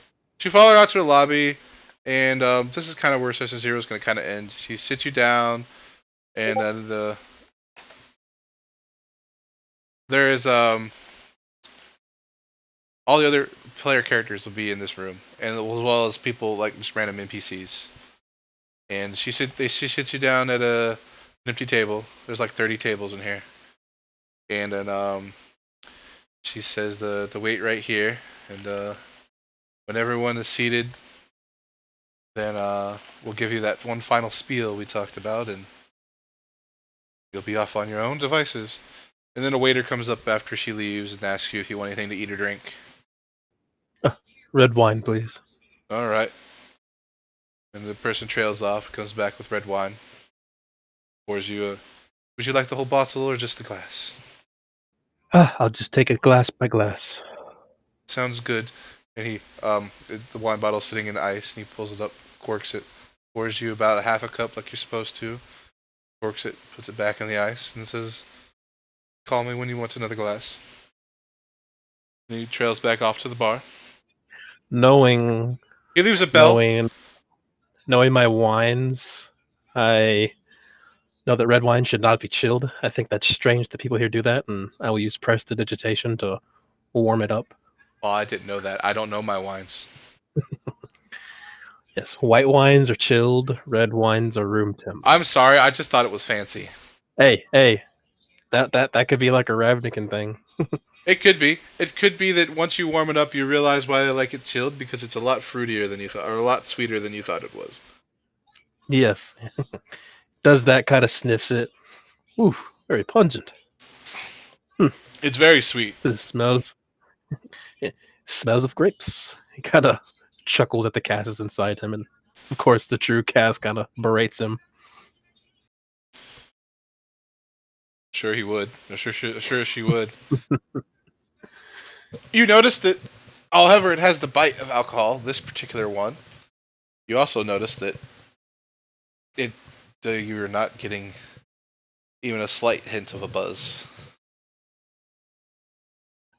At least it tastes good. Yes, that's the whole point with this. But yeah, this is kind of where session 0 would end at. I have all your characters brought up to speed. I already kind of told you before we started what I wanted to do. When you're in the tiefling mode, you have the hexblade, even though you're a chain warlock, and then I'll kind of work with each of your other forms. Like in the human form, I'm thinking of giving you just extra skills, like kind of like jack of all trades, even though you don't have it. Okay. Because that's kind of what I imagine him as. He's more of Yeah, definitely. the face than he is the fighter. Yeah, that is definitely the point of him. You know, So he definitely comes out during I your conversations, and yeah. So I figured just giving him something like jack of all trades, but like that'd be his main thing. So you basically have you use half your proficiency in all of your skills that you don't have trained in, and then when you're in his form, and then the other forms we'll work on that. I'm thinking about just giving you like an additional 2 to your AC when you're in the Warforged form. When you're in the Druid form, you can summon an additional ally. So instead of having just one imp, you have the 2 out. cool. And then you had the isn't there another caster? It was an arcane trickster rogue. Arcane Trickster Rogue. When you have her out, do you already have training in stealth? Yeah. All right, when you have her out, you have expertise in stealth and picking locks, All right. Cool. and then and sleight of hand. You have all the rogue things. You also have if you don't have it, you have mage hand at will, Okay. and you can Yeah, use it for I don't sleight have of and you can use it for sleight of hand purposes. arcane trickster stuff. Yeah. Yeah, you can arcane trickster mage hand. I'm gonna have to make like You're 6 gonna different have characters. to whenever you're yeah. And I'm thinking about like as this planeswalker ability levels up, you're gonna get more. So this is just what we have right now. Whew. Um, because you're a planeswalker, and planeswalkers have planeswalker abilities, and your unique is that you're not always one person. So, yeah. And when you're finally decide you want to be cast, she's actually going to the real cast. When it finally wants to be out, she's probably going to be stronger than Tiefling casts. But at the moment, she's real scared. So until she comes out of her shell a little bit more, she's going to be, which her stuff's going to be locked away. I'll tell you what I give her later. Interesting. Unlock Super Saiyan. Yeah, pretty much. Maybe you can use all the abilities at once. Oh, there we go. Got Sage of 6 paths right there. I got 6 personalities. It's a Sage of 6 paths. But yeah, there's a. So how did you like session 0? I mean, I think I was a little less descriptive than I was with JD, but at the same time, I unfortunately had the least like talkative character be the one that had through most of the things. So like I'm Yeah. like I really can't just I could just describe the scenery Yeah. because your character wasn't gonna ask questions. I mean that's why I kind of threw you in with Axel because I wanted to give you someone who's talkative just to spout random shit off to you. Yeah. Yeah, I mean, it was good. I like the descriptions, and I understand Ravnica better now. And Yeah. yeah, that was definitely a mix of a character who is paranoid, and then me, like Mimi, who's just like not the most talkative. Yeah. So I was sitting there hitting hey, you hit the wombo combo with the not talkative. Yeah, but it's like I said, Axel kind of got you to talk a little bit more, and because Yeah, he's just gotta find a way to meet Axel as Cass because I like his character. yeah. Listen, JD really liked was it the characters. However, I purposely made the most interesting characters be the actual people down in the Rakdos, and I made Lawrence an ass on purpose. Just because I was like, I need to have an asshole character every now and then. Lawrence is the asshole. He's a rich asshole. If you can't tell, by he's in the posh Yeah. area. Well, Azorius. I'm sure this current cast would get along famously with him. No, he probably still wouldn't get along with Lawrence. Lawrence is an ass. You might get along on like maybe your taste of wines and stuff like that, but as far as like personality goes, this cast probably wouldn't like him that much. He probably have fun. Like he would be like Axel in the way he pesters Lawrence, but he would do it in a posh way. Yeah, So he understands him better and kind of uses that to poke at him. yeah. But It's kind of how I see this cast. yeah, I wanted to. I was like, oh yeah, I was coming up with like when he first there, I was like, man, what would be cool? Dropping the fight or flight tiefling into the Rakdos area. I'm glad you had me go down because like literally he would have summoned that sword and like after he said something like attack. Yeah, I mean, I was actually half tempted you were just gonna charge him, and then I've been like, you get about 2 steps and pass out. I was like, I was gonna be, but you just so just to like put in defensive step and back up, and I was like, after 2 steps you pass out anyway. So, because I was kind of like, was it like with JD's character? His character basically just passed out after he planeswalked, but your character's in fight or flight adrenaline mode. So after the whoosh, you're like, oh, I'm still up.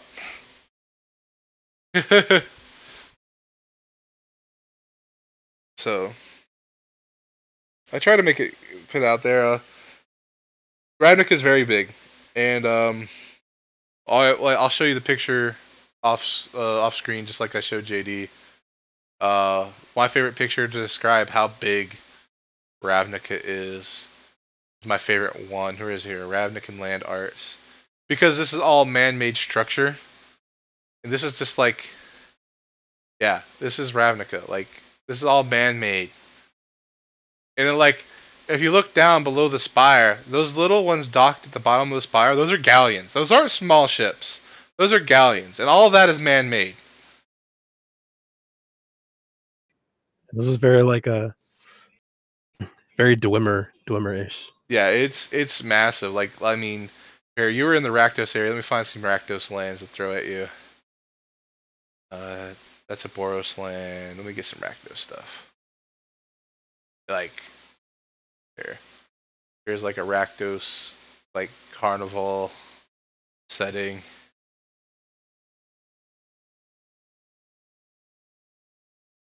There's Lots of dead things hanging. yeah, there's like there's the mat there's the top house or the you know the that would be the you know the big tent for the carnival. That would be the big tent for the carnival. The second one I sent you.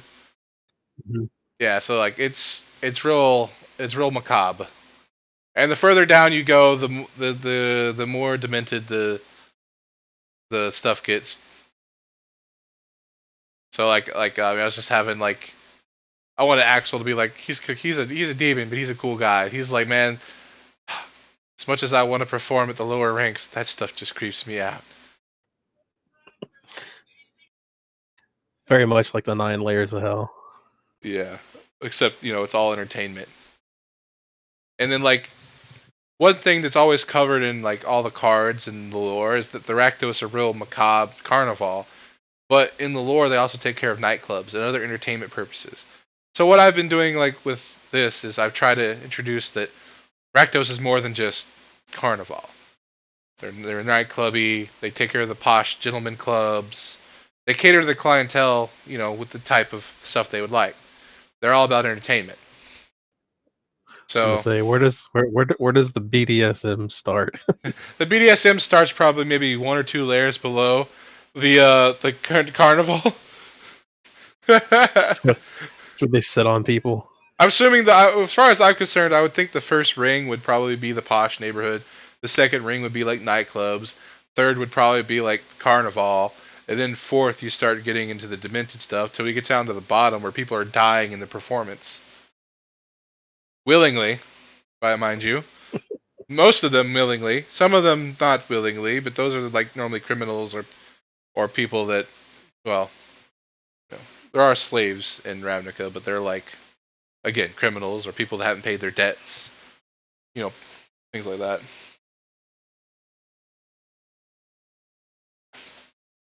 So, you know, the further down it gets, the worse it gets. And then you said we're maxed out on HP, right? Yes, you take max HP. Yeah, I gotta fix that at some point. It's not that big a deal.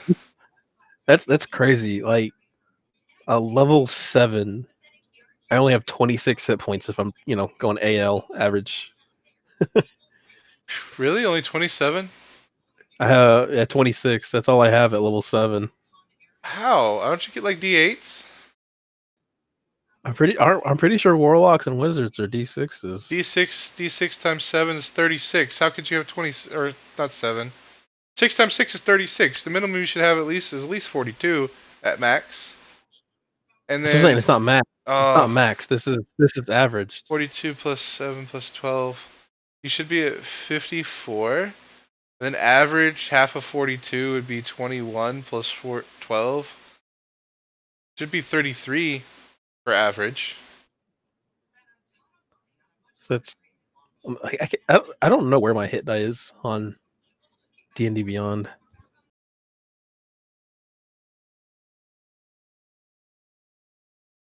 I don't know where they are either. I don't normally use one time we use They have a D&D Beyond is on the certain days.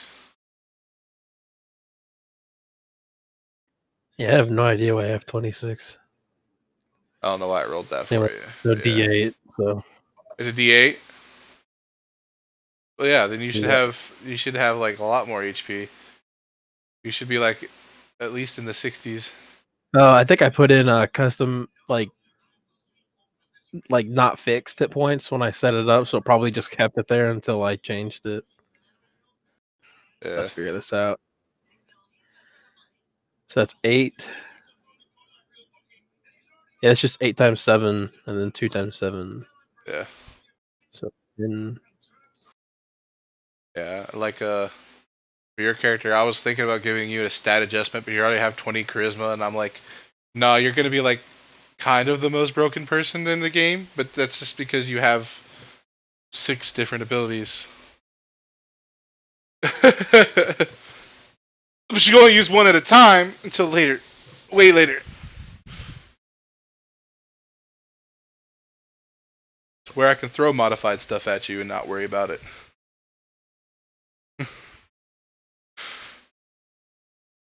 But yeah, if you this is a lot shorter session than my last one. Oh, an hour shorter. But again, that's because we had not really want to talk man with very talkative demon man. That and I think we spent at least good 20-30 minutes on the quest, the final quest for JD's character, because it was a revenge quest for him. So his whole point of venturing was, well, it ended up being a revenge quest. At first, it was to find out something, and then it became a revenge quest. But I'll let his character, tell you about it throughout the campaign if they want. That's one thing I'm not gonna do. I'm not gonna have you guys know each other's backstories unless y'all want to tell each other out of out of character. Because y'all really have no reason to tell each other anything because y'all never met before. yeah. Which is why I kind of tried to. I really was trying to give you like either no reason to return or like leave you a reason to return after you figure out how to planeswalk. So In my case, love. love, friends, Love. family. You have those. I can't remember what I said, but it hurt me to actually say it just because of how edgy it was. It's when I sent you that message. I can't remember what it was, but I was like, oh. I was like, it's Rakdos. It is Edge.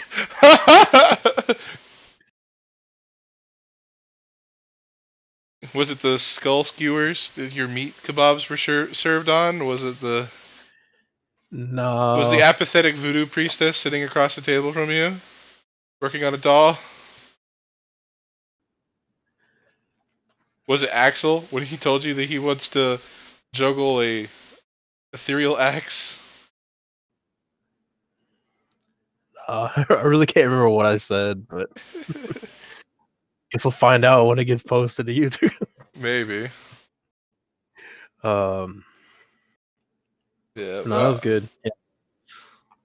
Yep. So this will be like, aside from running like a one shot for like my family, this is really gonna be like my first like time really DMing. So every time I do this, I ask, "You like it?" So you liked it. That's good.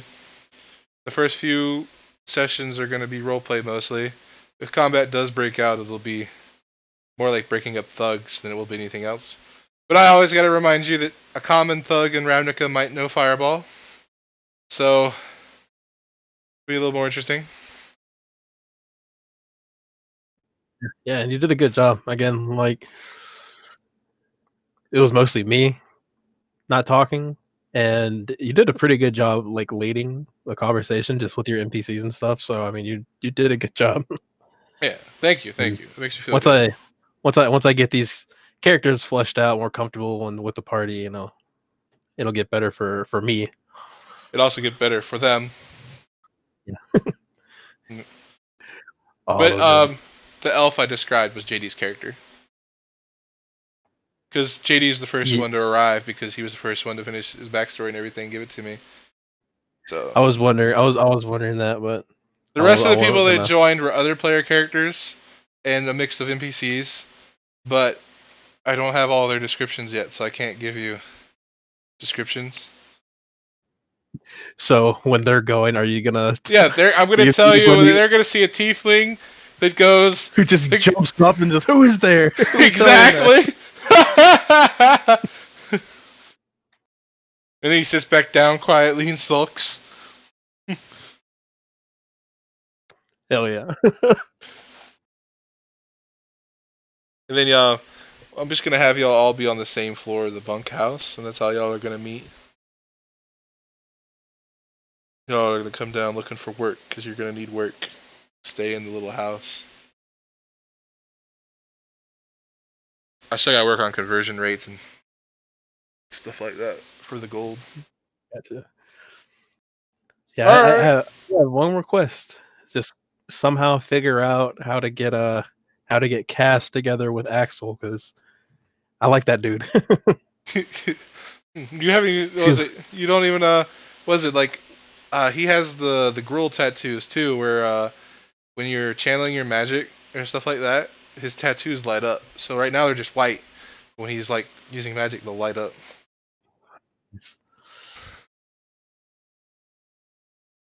Yeah, but yeah, Axel's pretty cool guy. Like I said, British accent, like 8 foot tall, kind of slender built, buff demon, wearing leather pants and. much BDSM.